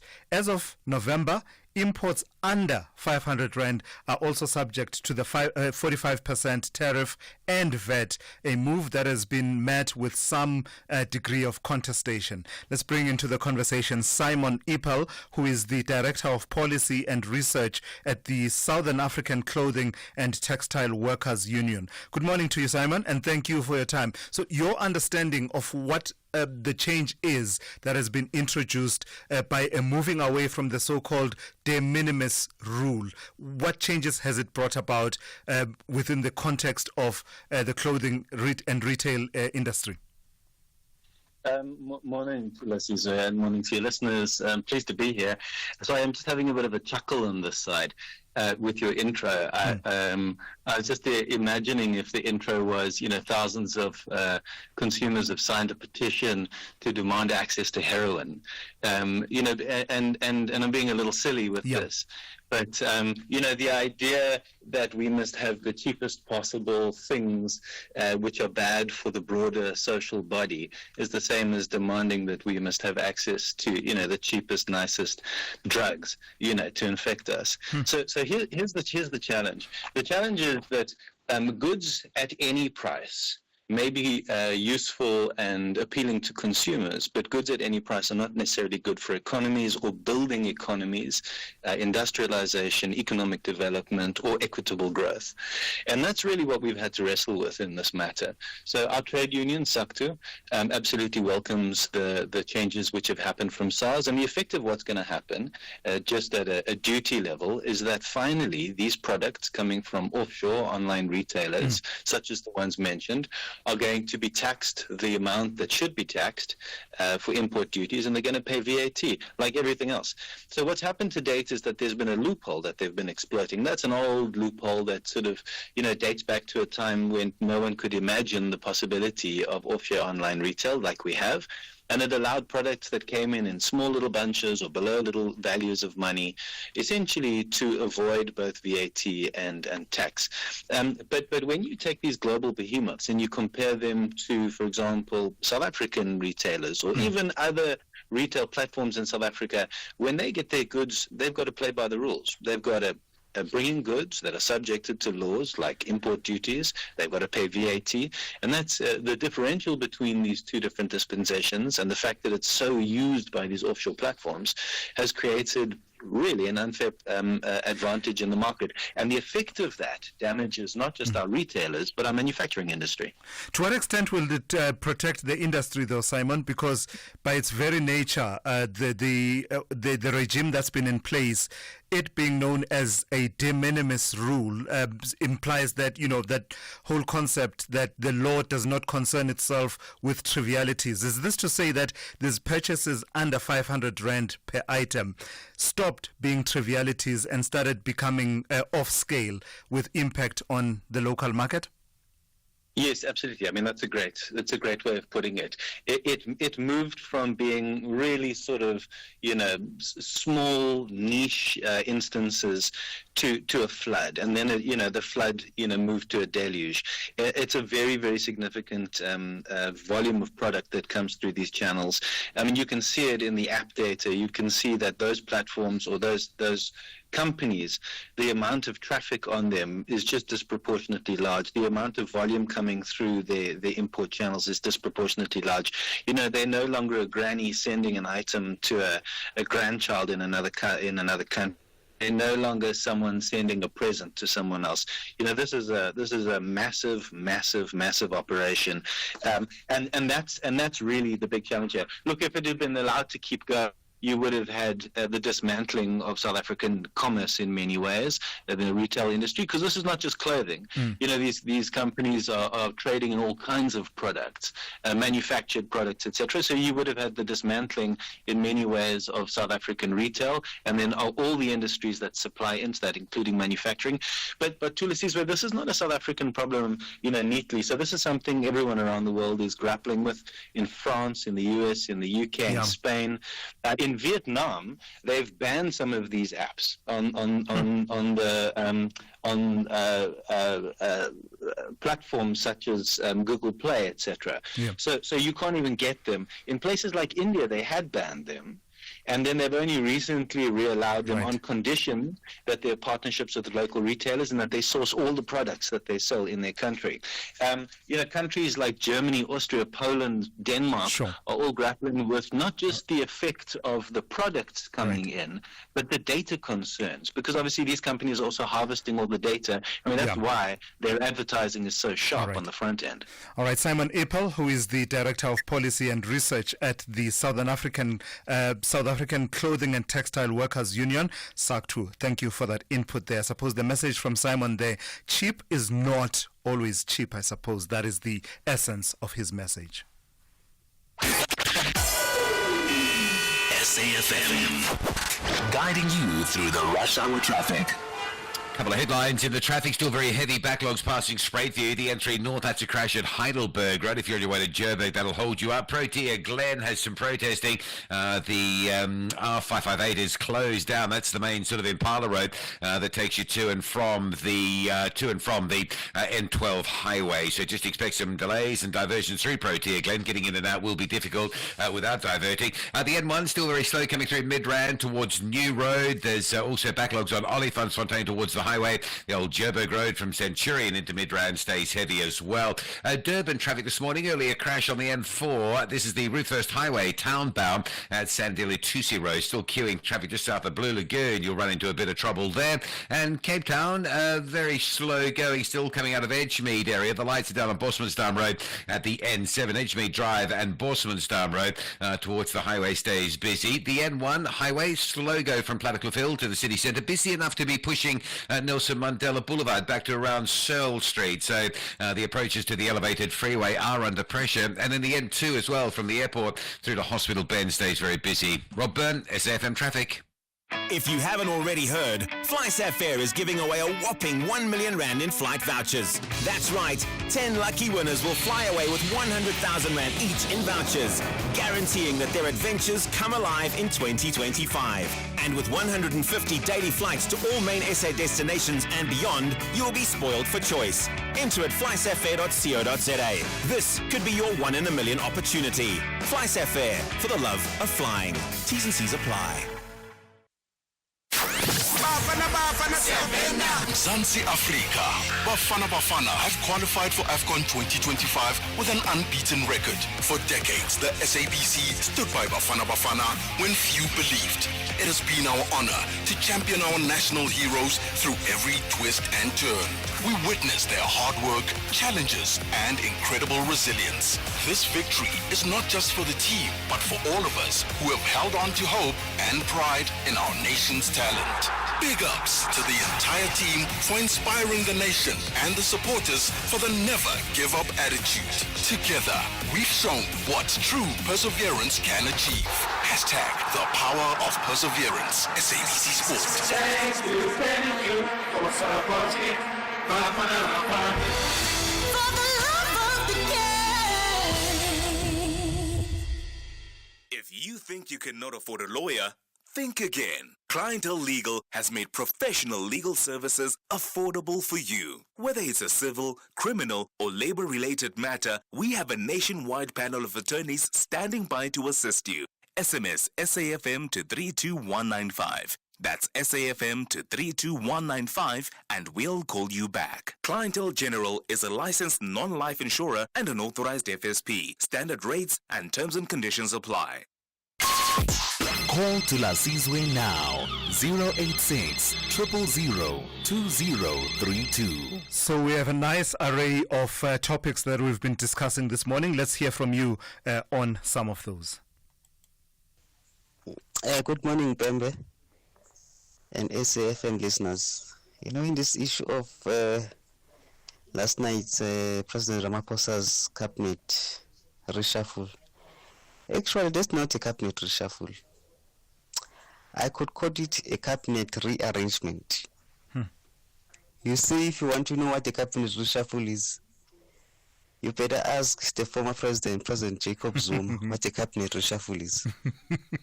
That was not a cabinet reshuffle, really. Thanks very much, Mbembe. This is Bongani in Newcastle. Thanks, Bongani. I'm chuckling because you're saying you better ask former President Jacob Zuma. In my years as a reporter, I did exactly that, and I remember shouting and screaming and saying, Mr. President, why did you reshuffle your cabinet? And he responded by saying, how? Nainda babu. And that's all I got from him. Let's hear another one. Oh, yes. Simelane should have been removed. While Cyril is applying his mind, applying in inverted commas, he's looking for a way to find her not guilty. And so she should have been removed, but of course, those of you who don't want her removed, I mean, what difference does it make now that she's in human settlements? She is still going to run a department. And so the corruption can still continue on that department. Yeah, where's the step aside rule? Where's the rooting out corruption, people who are fingered in corruption, stepping aside? It's all a farce. Teresa Cape Town. Thank you for that, Teresa. And as I said, I mean, I think we would all be helped by the president saying that she gave me an explanation. I've had 3 months to look at it, and I am now satisfied, and hence my decision that she should move on to another department. I think if that was said out loud, perhaps it would take the conversation to a different level from where we are at the moment. Let's speak to Michael in Durban. Good morning to you, Michael. You want to talk to me about the ANC in KwaZulu-Natal? How are you? Very well, how are you? Thank you very much for the opportunity. I just want to make one or two comments regarding the calling of the ANC to come and account at the Boxback this Monday. No, I think yes, there's a lot happening behind the scene because ANC, Mbalula, even the president, they have been here in KZN before elections, campaigning very strongly. We witnessed Mbalula driving those G-Wagon in all the Nanda areas. But now, after election, when the KZN is gone to other parties, they start to point fingers directly to the certain individual at the KZN PC. Whereas, at the national level, is Mbalula the one who's actually supposed to take accountability in terms of functioning of the branch of the ANC in all provinces? And with that 40%, it meant that they have lost the country.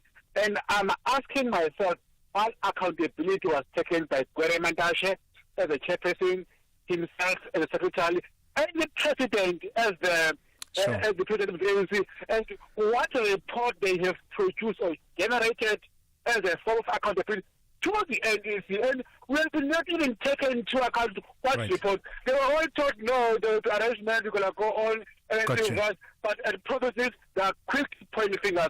Very unfair. Michael, thank you for that. That's Michael in Durban talking about issues in the ANC, raising a question that has been raised about to what extent should the entirety of the leadership take responsibility for the poor performance of the ANC.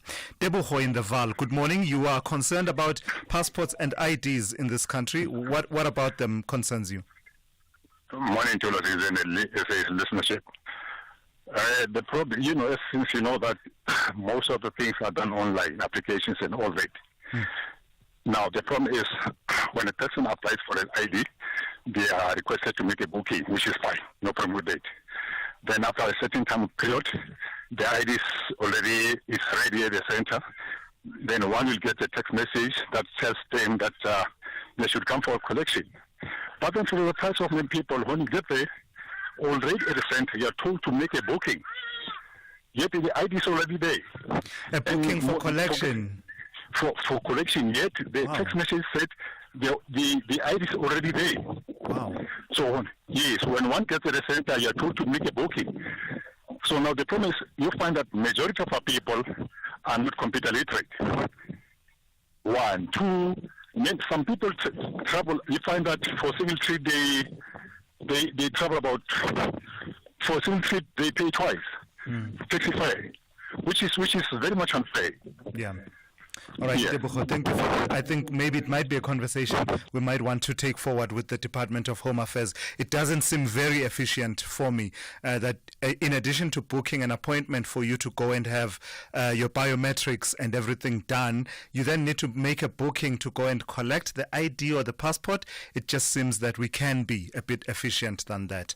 And that's how we come to the end of today's edition of the Morning Brief. Thank you for staying with us and for engaging. Thanks to the team that put it all together. The Talking Point with Kete Mohlahlana is up next here on SAFM after the news. Essential cover from Outsurance pays out claims in cash, allowing you to choose your own panel beater. SMS CAR to 43187 now.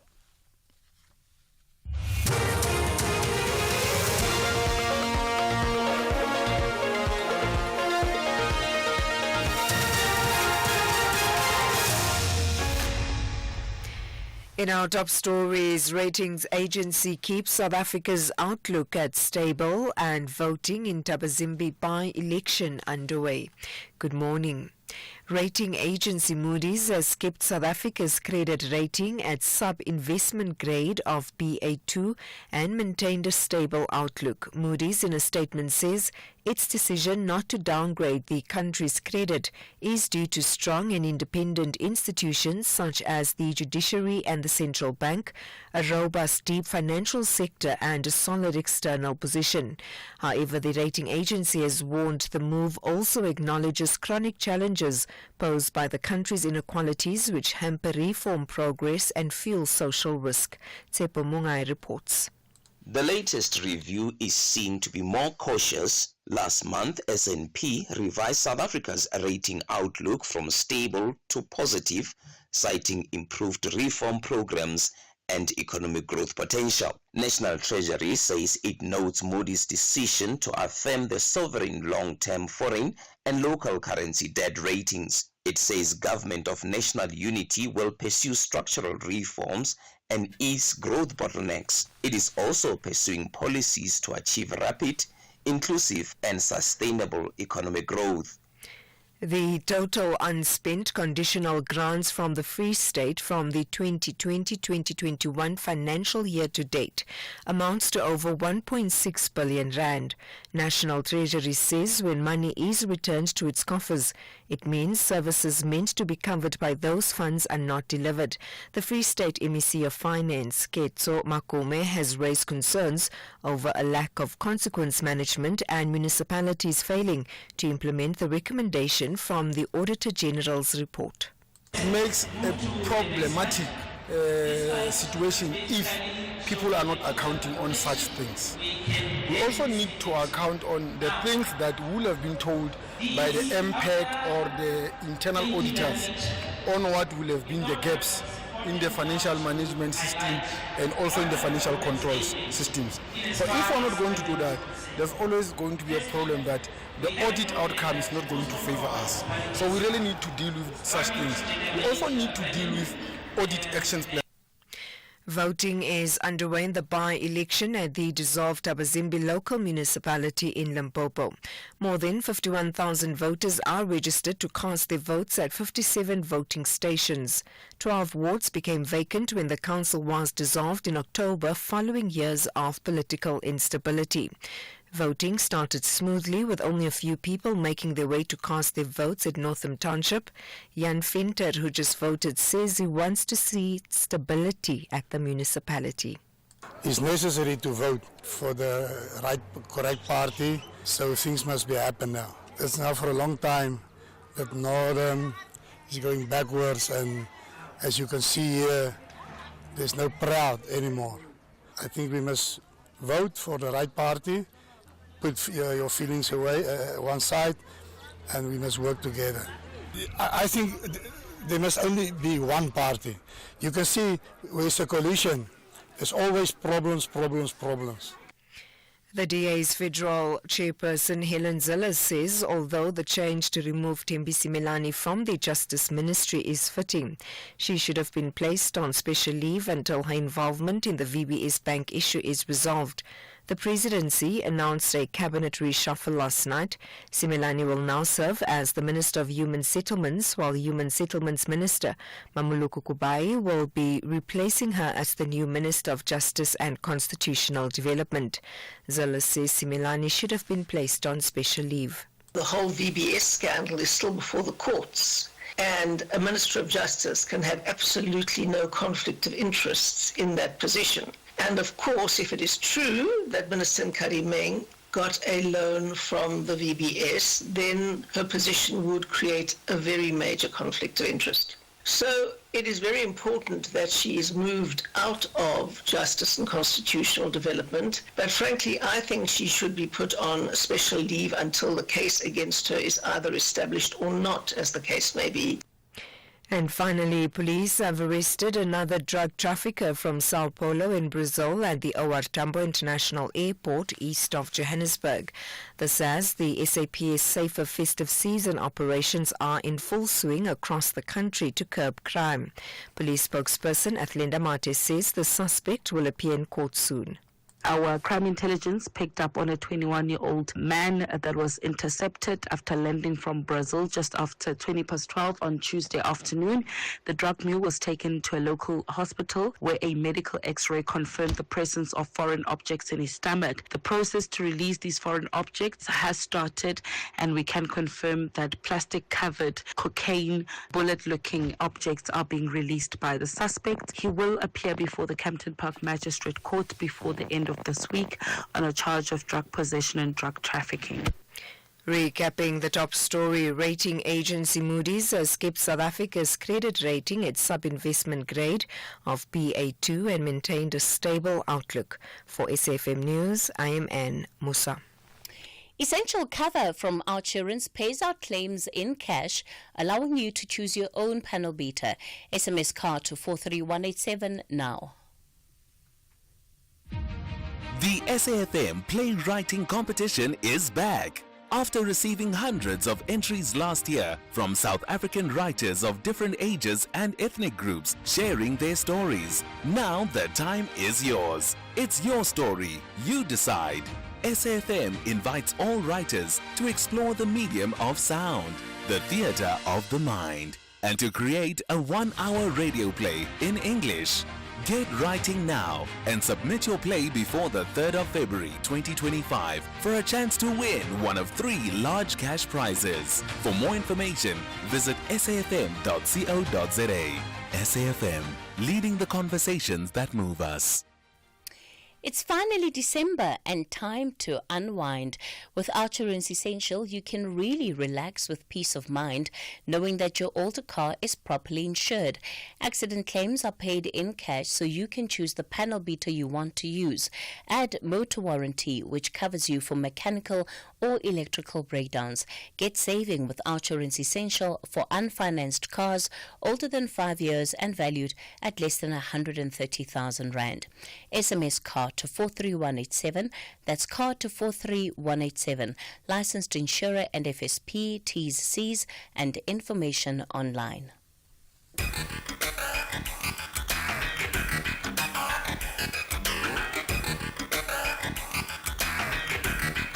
The Talking Point with Kathy Motlatlana. Weekdays, 9 a.m. till midday.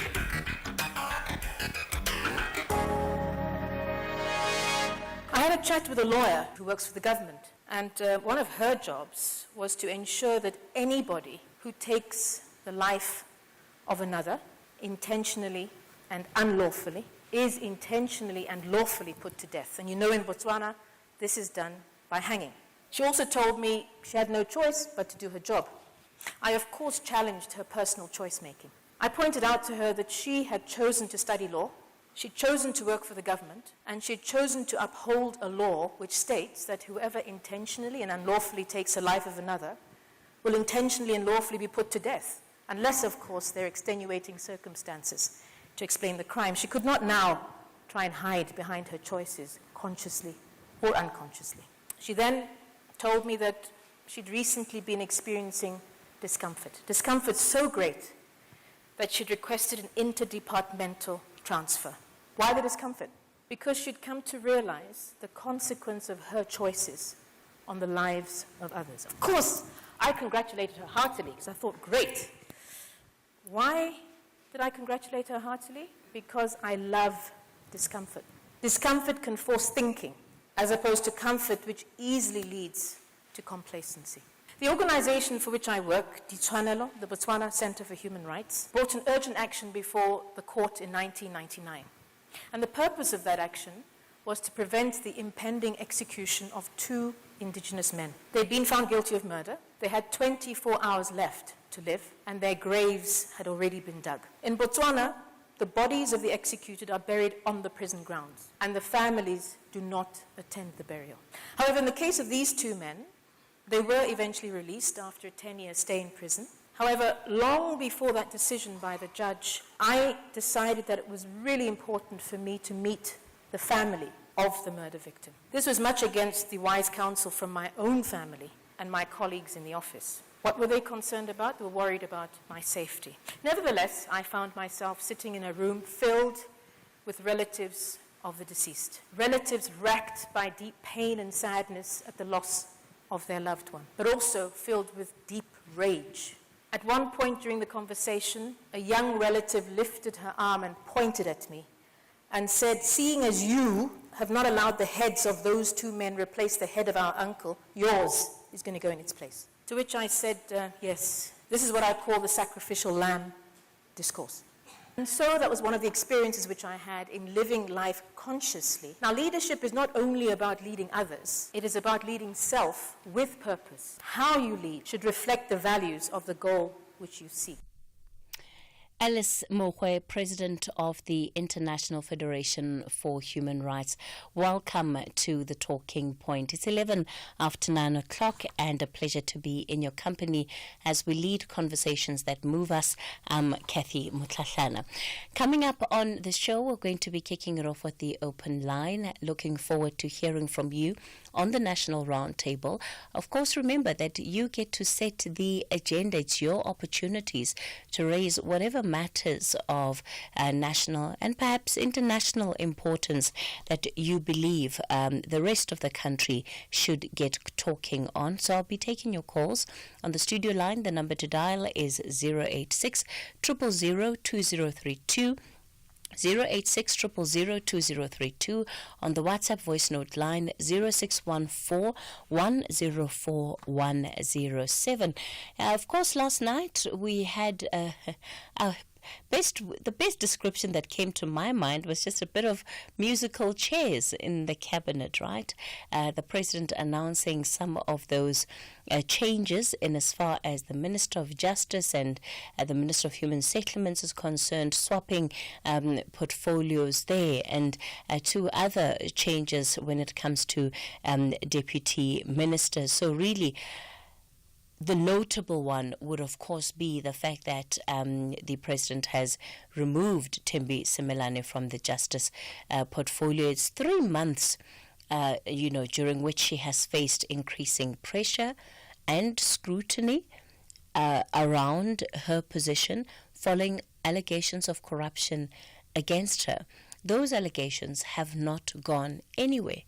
And of course, the president has chosen to retain her in the cabinet, but rather move her away from the justice portfolio, as the NPA sits in that portfolio and could well have to make a decision around prosecutions where the Zondo Commission of Inquiry is concerned, and her matter, of course, would be among those in that particular instance. But, one just has to question what is the idea and the concept of ethical leadership for us truly mean? And do you get a sense that there is a particular standard that our leaders are holding themselves accountable to?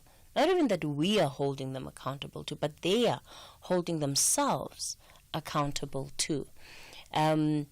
There have been some suggestions that while the minister should have been placed on special leave rather than just, switching her portfolio, she, of course, has made a case that, she's done nothing wrong. And she's provided answers before Parliament and has been as transparent as she needs to be in the process. And, the idea of somebody not being found guilty before they've gone through due process. But just the question of ethics, it just seems that we're stuck in this loop where we are unable to clearly define for ourselves what ethical leadership means for us, and then act on the courage of that conviction, whatever that conviction might be. And so we exist in this gray area where what is wrong? Where do we say that something is wrong and something is right, and how do we have clarity around it? It just seems that we keep operating in all of this gray, and that's what feeds and adds to the confusion in our society about the double standards that you have. Citizens that are held to particular standards, leaders that hold themselves to a different standard, and it just creates so much miscommunication about what it is that we actually stand for. I'd love to hear from you on that issue. And the reality is that democracy, it's important for democracy to be protected. Look at what happened in Korea yesterday, particularly in South Korea, where the president there, Yoon Suk-yeol, imposed martial law. But the way in which the opposition rose up, the way in which members of that society rose up, he actually had to rescind that decision hours after announcing it. And democracy needs to be protected. The idea that it left me with is that democracy continuously needs to be protected. Because if we don't, there is always the risk of leaders going rogue. with human beings, they always runs the risk of somebody going rogue and doing the unexpected. The move by the South Korean president was an absolute shock. He's a former prosecutor. So if anybody knows what the law says, it should be him. If anybody knows what the protections in that country's constitution as far as their democracy is concerned, he should be the one to know it. And yet, he's still the one that committed what is now being described as this shameful act. Lawmakers there are getting ready to impeach him because they feel he must be held accountable for what he wants to do. And they just, all of these different lessons that I think we can pick up. But democracy needs to be defended. And it does need courage of conviction. There were 18 members from Yule's party that had to support the motion to actually have the decision to impose this martial law rescinded. And it's going to require those 18 to still stand on that courage of conviction if the impeachment against him is to survive. Anyway, I'll take your calls on 086 000 2032 on the WhatsApp voice note line 0614 104 107. Coming up on the show, Citizens Corner, we're focusing on young people in particular and substance abuse. That's the conversation we will be having, especially as we go into this period of the festive season. And then for the final hour of the show, we're going to be looking at corporate giving. Many corporate companies will now call it CSI, corporate social investment. Well, the figures around CSI have increased. They're now sitting at 12.7 billion rand. But what is the true measure of this spending? And can we actually see if corporate giving plays a role in overcoming social challenges? So that's the conversation we'll be having in the final hour of the show. I hope you're going to stay with us right through until midday. I'm going to take a quick break. I'm back with your calls. For 30 years, we've stood together, advancing collective action to end violence against women and children. But the fight is far from over. Your voice matters. Every action counts. From educating our communities to supporting survivors, it's time to unite and create a future free from fear. Join SAFM for 16 days of activism. Together we can make a difference. Together we can end the violence. Because 30 years of progress means we cannot stop now.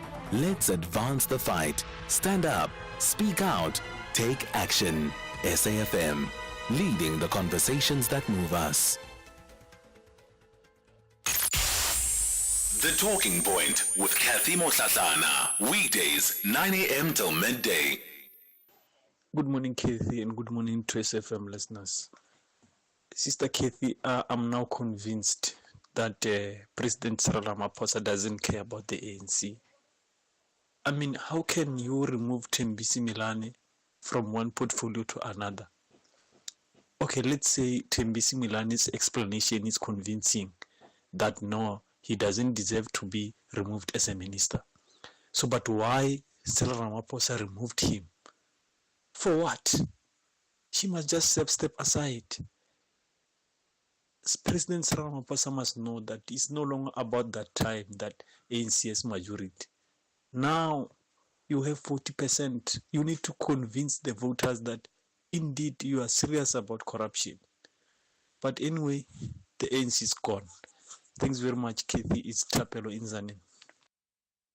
Morning, Kathy. I wonder what Lesiba from Hobokwana will say.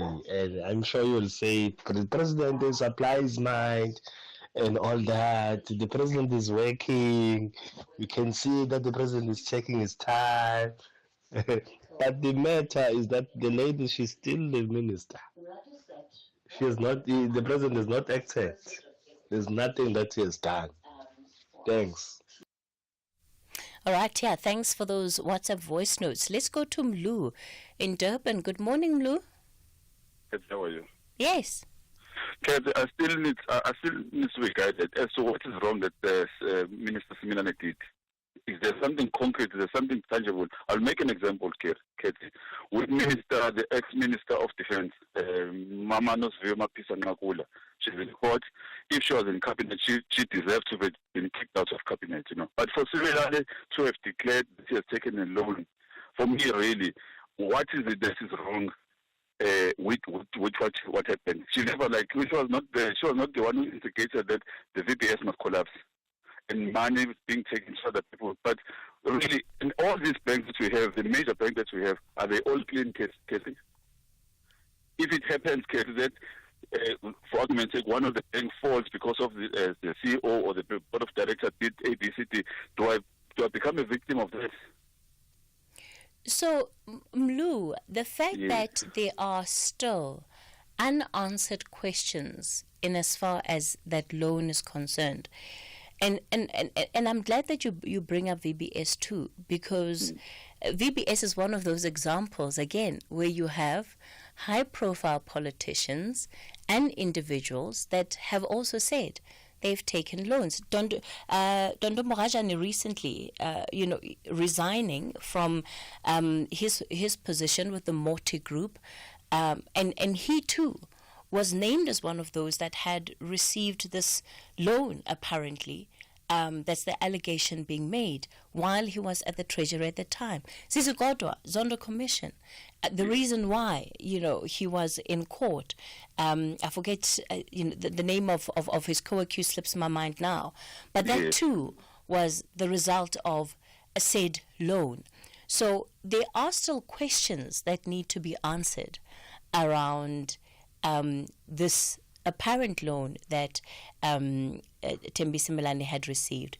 And again, that's why my question is, what is the standard? What is the standard that we have for leadership? What is the bar that we think the leadership of our country sets for itself, but also that we set for them? And it's a conversation that we must have honestly, because if we're saying that it doesn't matter what allegations are being brought against somebody until they're actually convicted in court, then nothing should happen to them. Then that's what we must say. We must say it clearly, because then it will free us from all of these individuals that are fingered in wrongdoing, that are in high positions, but continue to occupy those positions, and nothing happens.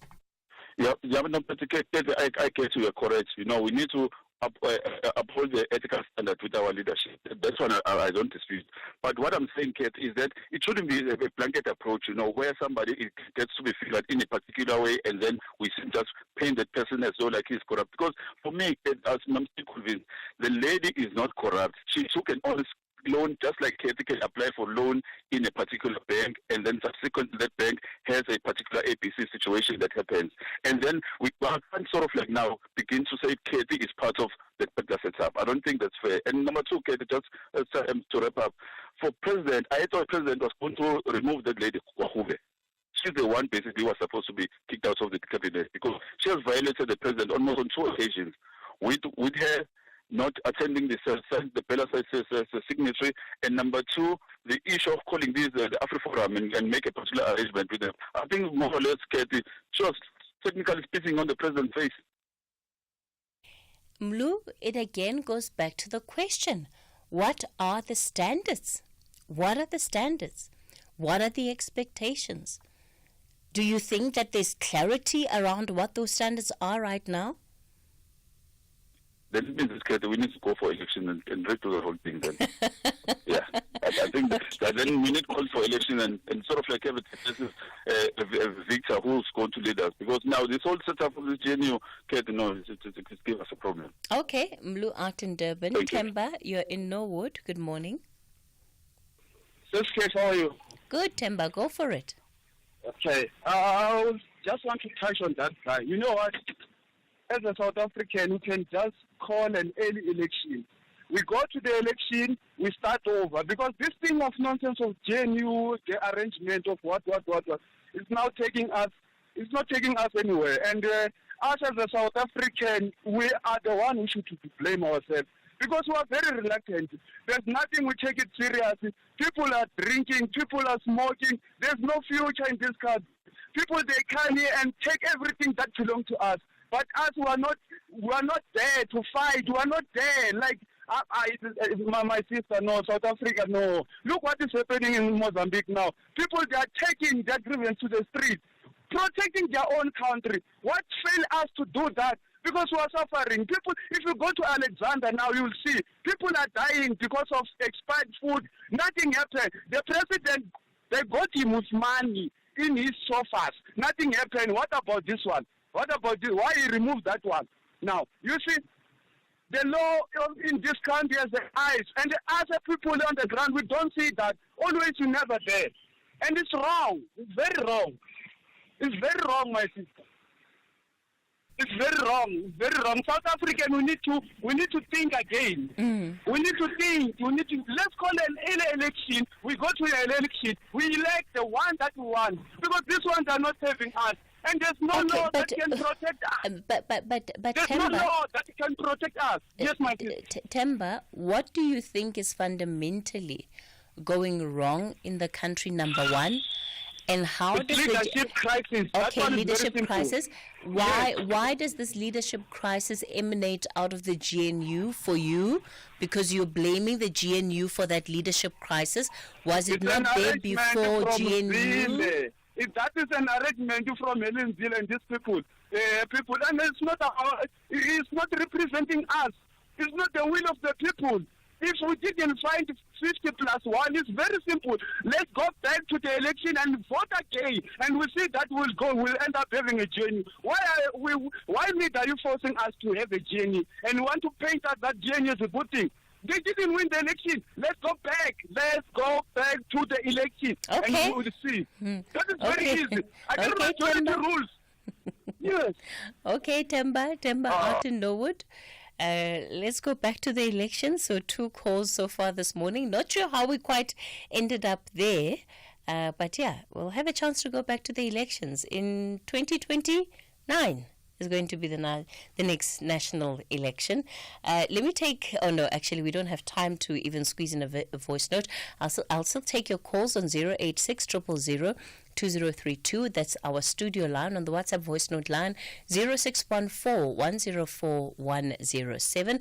I'll be back with more of your calls on the other side of the headlines. And I still ask the question, what is the standard that, number one, that we understand our leaders to set for themselves, and what is the standard that we, as the citizens of this country, as the residents of this country, what is the standard that we set for our leadership? What are the expectations that we have of them? All right, it's time for your latest news headlines. Good morning. In the headlines, the DA says it will pursue further action against the former Justice Minister Thulasizwe Simelane to ensure that she is held accountable for her alleged role in the VBS Mutual Bank scandal. Last night, President Cyril Ramaphosa reshuffled his cabinet, making 4 changes to the executive. Rating agency Moody's has kept South Africa's credit rating at sub-investment grade of Ba2 and have maintained a stable outlook. And some residents who are voting in the by-election in the Thabazimbi local municipality in Limpopo say they want a corruption-free municipality which will provide better services. Residents are voting for councillors at all 12 wards and for proportional representative councillors. I'll have details on these and other stories at 10. My name is Boitumelo Tekiso. I'm 15. I was in a class of 30 kids and wasn't getting the attention I needed. That's why my parents moved me to UCT Online High School. With continuous support, including a support coach, I can get ahead and stay ahead. Sign up at uctonlinehighschool.com. It's not too late. Applications close 6 January 2025. So why should I use We Buy Cars if I want to sell my vehicle? Because We Buy Cars buys cars. But will I get the right price? Of course. We Buy Cars buys thousands of vehicles and knows exactly what every vehicle is worth. Their buyers deliver exceptional service and pay you immediately. And how do I know what they'll pay for my vehicle? It's easy. Visit webuycars.co.za or use the WeBuyCars app. Follow the simple steps and voila, you'll get a fantastic price for your car. WeBuyCars. Quick, easy, the best. Get ready to honor Madiba's legacy together. Join us on 8 December at the Union Buildings in Tshwane, Gauteng, as we pay tribute to Nelson Mandela with the Mandela Remembrance Walk and Run. There's a distance for everyone: 21 kilometers, 10-kilometer run, and a 5-kilometer scenic walk. Enjoy loads of entertainment and plenty of fun for the kids. If you can't be there in person, you can participate from wherever you are, uniting with thousands around the country to honor Nelson Mandela's vision of unity, equality, and a just society. All proceeds will support the Nelson Mandela Foundation. Register now at mandelawalkandrun.com. Let's come together to remember Madiba. In proud partnership with Gauteng Province, the City of Tshwane, and SABC Sport. See you there. Let's make it a day to remember. #SAFM Talking Point. Hi, Kathy. The bar has been set very, very low. And currently what we see are just political maneuverings. Because if Ramaphosa removes Simelane completely, he upsets the entire Mpumalanga region. So, and MK is standing and waiting. So it's political maneuvering which are at the expense of South Africans. Thanks, it's Bongi here. Good morning, Kathy. Kuluzuko Kamaqhele, it's Cape Town. Kathy, regarding to leading positions, I will say, for as long our society is so disconnected and we are so individual, I mean the individualism is in a higher level. What I have, I'm bragging about it, and I'm looking down to others who don't have. For as long we have that kind of society, we will never produce good leaders. So that is my take of us. Thank you so much. Good morning, Kathy. Like with the miners in Stilfontein, every few days now we're hearing of teenagers coming out of the mine, and at the same time, apparently, the miners are saying they need 6 body bags for 6 bodies. For all we know now, one of those bodies could be one of the teenagers. At what point was it ever necessary to block the food? Couldn't they have just blocked equipment going in and gold and such coming out? If they were really just trying to curb the crime, couldn't they have just done that? I mean, at a certain point, it becomes unfeasible for the people to do such as they were doing. I mean, like, because going for food sources out of war tactic, and apparently in the Out of War it says that it's done when the enemy is encamped. They didn't even try to block the gold first, they just went for the food. What? Why? #SAFM Talking Point. Yeah, the matter in Stilfontein is, of course, still continuing. Yesterday, of course, there was a decomposed body brought to surface, and there were letters that accompanied it with miners that are underground talking about the situation there, people that have fainted underground, many others that are at the risk of losing their lives. And it continues to present this moral dilemma of what the appropriate response should be in this instance. Yes, these miners are busy with illegal activity, but should that be costing them their lives in the way that it is? And we've also seen yesterday members of the community, sending food down that shaft, and the police are standing by and watching them do it. They're not really intervening in that. But it is one of those. The issue of mining is complex, but I still believe that you get rid of the miners that are in the shaft today, they will be replaced by others tomorrow. as long as the syndicates and the people who are benefiting at the top are not dealt with, you don't truly want to deal with the problem. As long as you're not following the money flows and understanding where the money is ending up, where is this gold going? Who is benefiting from this money? Who are the people that are taking out the funds to pay these guys that are underground? Then you don't actually want to solve the problem for real. Mbuso, you're in White River. Good morning. Good morning, Sis Kate. How are you? Good. Yes. So, I just want to talk about the President Ramaphosa, who is actually confusing me in his leadership. Yes, Mbuso? Yes. I'm actually confused why President Ramaphosa is actually acting coward always. That's the reason why maybe a lot of people, many South Africans, are not taking him serious. Why he has decided to shuffle this Thembi into another position. Meanwhile, there's allegations against her.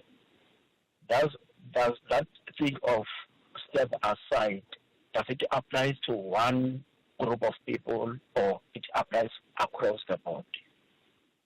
That's why I'm confused.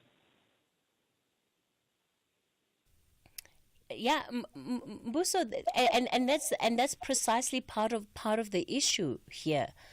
That there needs to be clarity around what is the criteria, what is the guiding principle when it comes to members who are leaders or individuals who are leaders who find themselves in the middle of controversy or caught up in controversy.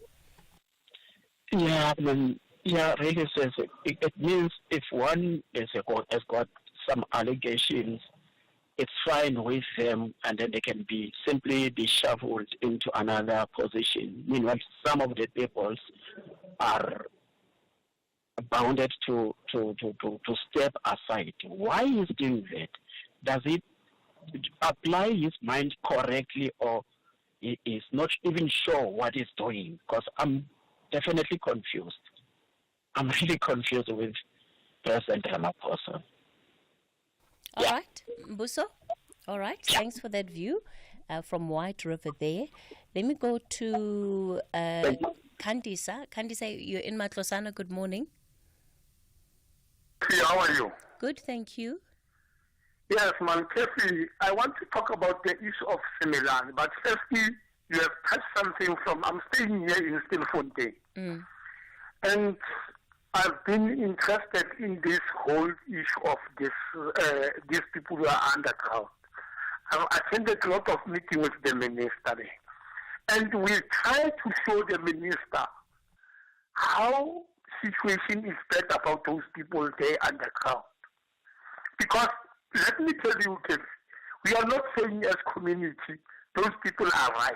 We are saying let's save this, the bodies, the life of people. You see, we are saying to the police, take those people out there and do your job. It's what we are saying. Now, these people are very weak, Kev. They are weak. The guy who went there out inside that shaft, when he come back, he said, guys, people are dying there. You see, even these chiefs of mines who were called, they refuse to go down there because they are saying this place is very dangerous. It's what we are saying as community of. And let me tell you, we have been asking government here in the province to say the situation is bad. Kuba now is a ghost town. It's a ghost town. People are not working. There's no jobs. There's nothing.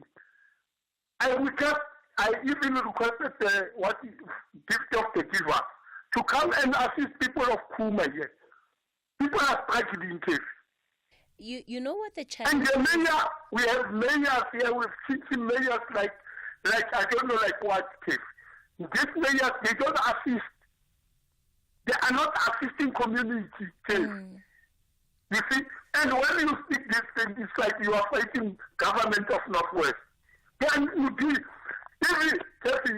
the last meeting when the minister was there, people were laughing when people are talking about life of people there. People are dying, people are councillors, some councillors and other government people, they were laughing. How can we take those people very seriously? You know, Candice, a part of the challenge that we are going to potentially be sitting with is if you have miners underground dying, that automatically then becomes a stain on the hands of government because of how this process has unfolded and because of how it has been handled. So on the one hand, they may be trying to solve one issue, but creating a completely different issue that has unintended consequences for them too. So it just requires a lot more thinking, I believe, in terms of how it's being dealt with. Yes, Kathy, you are right. You are right. And we set this committee that is not sitting, but it's led by the MEC of Public Safety. That committee is not sitting. How can you progress when the chairperson does not call meeting? Because you have all these stakeholders who can come with ideas. We have given the three options to the Minister of Police to say you can use the rope, you can use the number 11. People, they must go for 7 days at that pipe until they go out to number 11. The other one, we said, no, use this container. You put this other bucket, you use that bucket, and then you put that thing inside there. And then those people, they enter there, and then you remove them. Okay. You see, but there is no will for people. And I'm worried because the GMR is very quiet in this whole issue. Yeah, Kandisa, thank you for bringing us that perspective this morning, and you have every right to be worried. And there is going to be a knock-on effect. We're now talking about just one body that's been brought up to surface. What happens when that picture changes to 10 bodies, to 20 bodies? Suddenly, the story itself is going to begin to change. And it's not going to just be about the illegality of the activities being carried out by these individuals. But now it becomes a human rights issue. Right to life. Nigel, you're in Durban. Good morning. Yes, thank you. Good morning, Kathy. Thanks for taking my call. I've been thinking of that excellent woman at the beginning of your program who spoke about capital punishment. She was obviously very much against it, wasn't she? And she made me think, as I often do, how deeply illogical, let alone inhumane, it is to put to death someone who has put someone else to death, to show that how wrong it is, so illogical to try to show how wrong it is to kill a human being by killing another human being. Even if the death sentence is legal, it's an act of revenge on behalf of those who want revenge against the killer. It's not an act of real justice and real humanity. And the thing is, Nigel, where people have experienced such terrible traumas, because let's not underplay the pain and the trauma of having a loved one tragically taken away from you. No, indeed not. A part of the human instinct is to say, well, an eye for an eye, you know. Yes, I know. I know. It's a natural reaction, but in fact, to think deeply about it, it's the wrong reaction. Finally, you know. It does require us to tap into our higher selves, doesn't it? Yes, it does. Even if it's legal, it's not. It's wrong. It's illogical. It's inhumane, and so on. Okay. All right, Nigel. Thank you. Thanks for that contribution. Mporome, you're calling from Limpopo. Good morning. Good morning, Kathy. Yes. I am Dominic Majuman. Mporomis is my African name. Okay, welcome to the show. This is my very, very, very first time that I'm calling you. I can hear that. Yes, I am staying in a lesson municipality Ward 20. I want to talk about wood reduction. Hello? Go ahead. Yeah, I want to talk about wood reduction. You know, Casey, this wood reduction is a very emotional and stressful experience that we experience here at Master Rose. Now, what is happening is every day from the 11th of July this year, every day from 5 o'clock in the morning until 7 o'clock in the morning, and again in the afternoon from 17 hours up to 19 hours, we do not have electricity. Now, there are some steps that we took, and this is not happening for the first time. Somewhere in 2022, it happened, and we went to a meeting at the local stadium, and the explanation we were given was the illegal connections. And the people, and the ESCOM people were given a latitude of auditing our household, those who were illegally connected. And the same thing happened again this year. We went to a meeting at the same stadium, and we gave them a latitude to come and audit us. We got the message, we were audited, and they gave us electricity from somewhere for about a week or two, I cannot recall. And all of a sudden, it resurfaced again. And we thought maybe after recording, things will be normal. We will have uninterrupted supply of electricity. Here we are today. Even today, we did not have it. ESCOM is not coming into the picture. On the 21st of the previous month, we had an imbizo of the local government here at Mosoro Stadium, at the very same stadium. And we raised this concern. ESCOM was not there, but the mayor was there, and he told us, instead of taking our complaint to ESCOM, he admonished us, not necessarily admonishing, maybe I'm using the wrong term. He encouraged us to talk to people who are buying this illegal electricity. Now, how am I going to approach a person and say, you are buying illegal electricity, stop buying it? It becomes a challenge. And then here we are stuck. Now, everything has to start and end. But our kids, when are we going to experience this load reduction being a thing of the past? Yeah. What is also disturbing is the other side of the road from the village. This part of the village belongs to the other municipality, Magumtamara. It is continuously having electricity, and it is also on the list of the villages that are said to be illegally connected. But it is getting electricity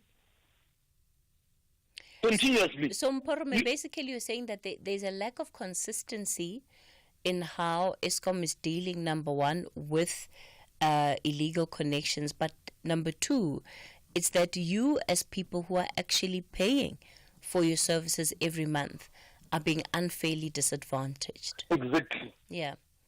We are being unfairly disadvantaged. In speaking my mother tongue, there is this big term. How is it possible that me as an honest ESCOM electric buyer, I suffer because of house number 2 is not buying electricity? Okay. And whenever we call them, they give us the same answer every day. But I'm asking this question, for how long? We are trying to get a hold of ESCOM because there have been a number of electricity associated issues that listeners have been raising on the open line over the last week or so. So we are trying to get them on for the hour so that we're able to deal with these issues a bit more extensively and also try to understand the rationale of their approach. We're going to take a quick break. I'm back with more of your calls. Are you looking for the best spectacle and sunglass deal? At Specsavers, get a free pair of branded prescription sunglasses up to 3,200 Rand. Affordable eye care, Specsavers. T's and C's apply. Zanzi Africa. Bafana have qualified for AFCON 2025 with an unbeaten record. For decades, the SABC stood by Bafana when few believed. It has been our honor to champion our national heroes through every twist and turn. We witnessed their hard work, challenges, and incredible resilience. This victory is not just for the team, but for all of us who have held on to hope and pride in our nation's talent. Big ups to the entire team for inspiring the nation and the supporters for the never give up attitude. Together, we've shown what true perseverance can achieve. Hashtag the power of perseverance. SABC Sport. Thank you for supporting Bafana. For the love of the game.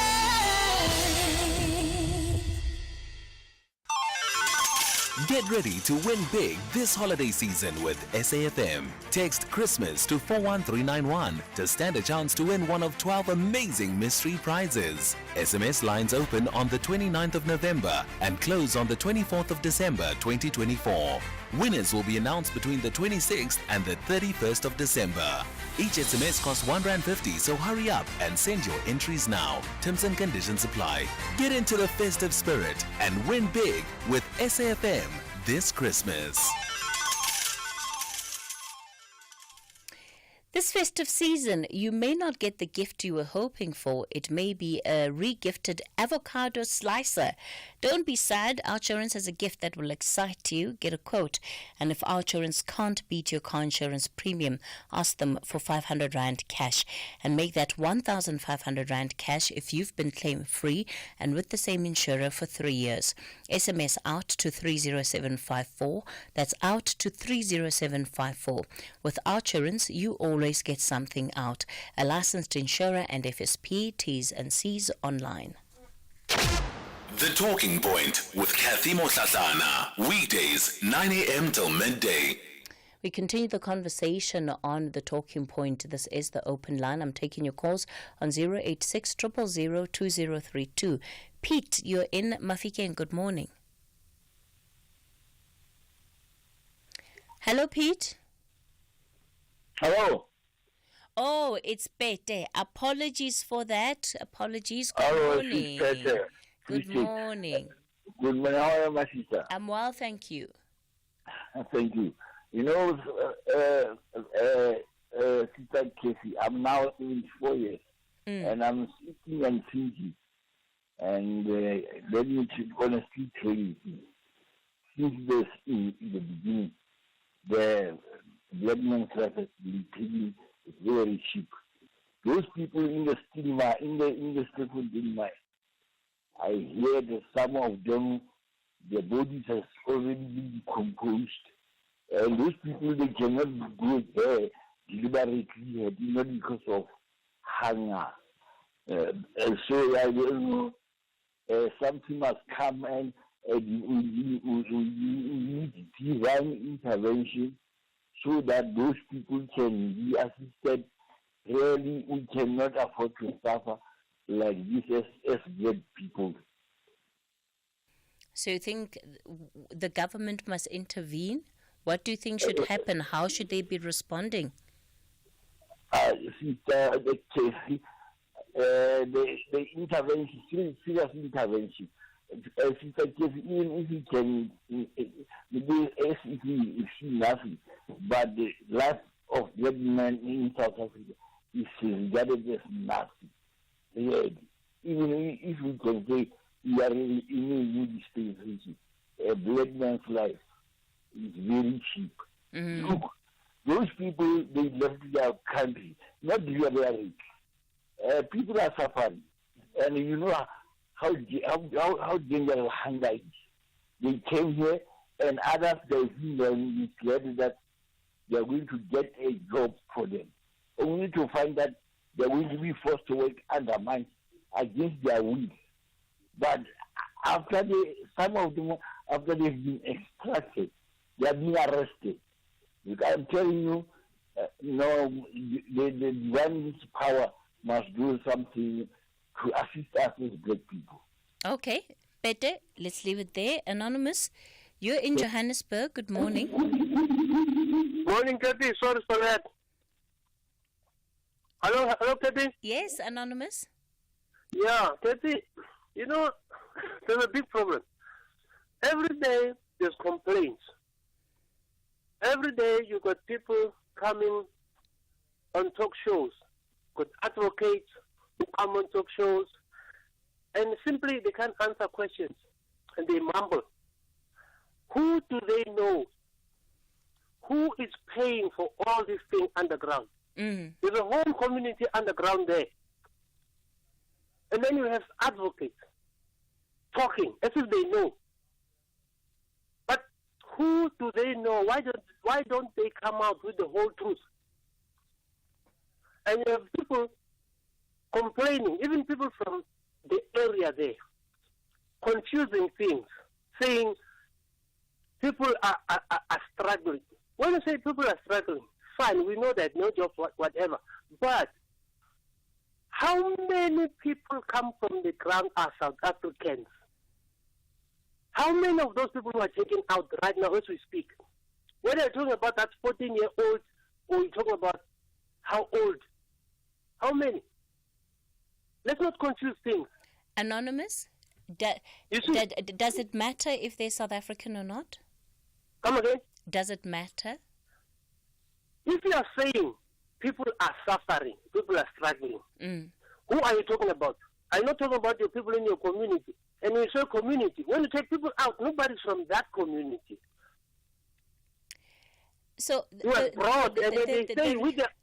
So Anonymous, the reason I'm asking you if it matters whether the individuals being brought out, if there's a body that's pulled up to surface and that body is not of a South African, if that matters less than if it was a South African, is because the history of mining in our country is incredibly complex, and it has always involved the rest of the SADC region.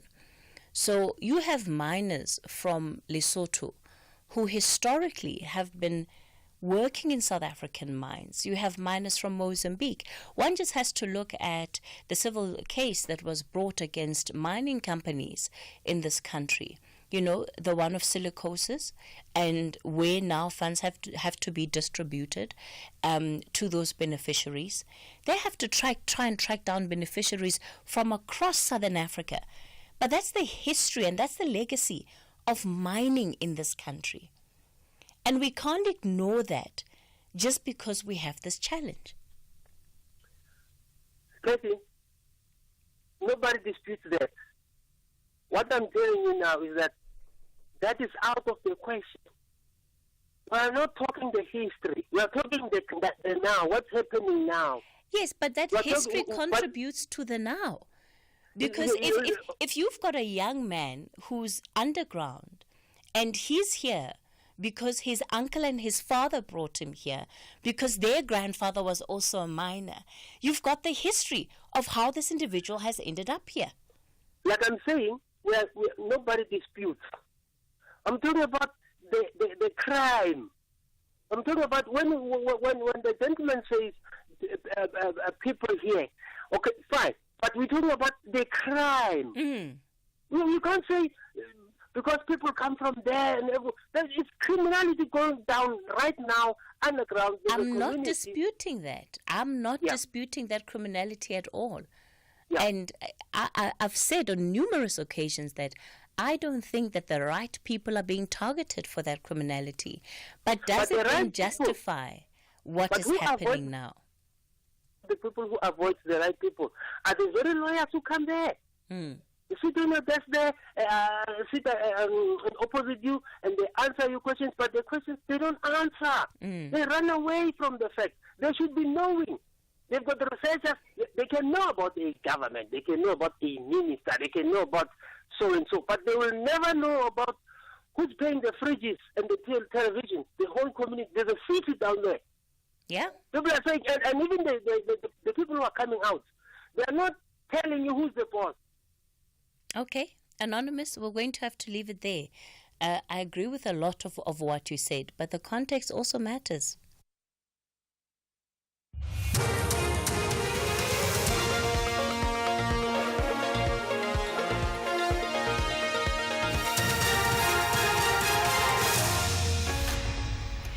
In our top stories, DA to take further action against Minister Simelane and rating agency keeps South Africa's outlook at stable.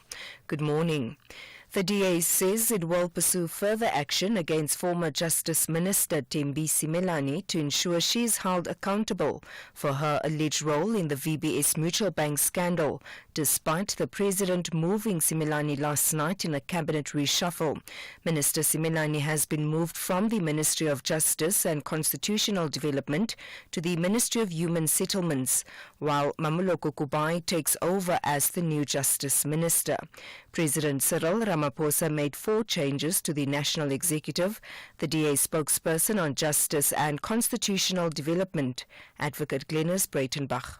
It's quite concerning that this thing broke 2 months ago and the President has been aware of it, doesn't take the decisions. Documents that have been made available are questionable. The Minister sits on top of the pinnacle of the criminal justice system as the head of the Department of Justice. It's certainly our view that if she would do the right thing, she would step aside of her own volition. Well, the Minister, in my view, the honourable thing to do would have been to inform the President when he appointed her that she has this involvement, that it could become public. She should not have accepted the position and he should not have appointed her, but having done all of those things, the honourable thing to do would have been for her to step aside.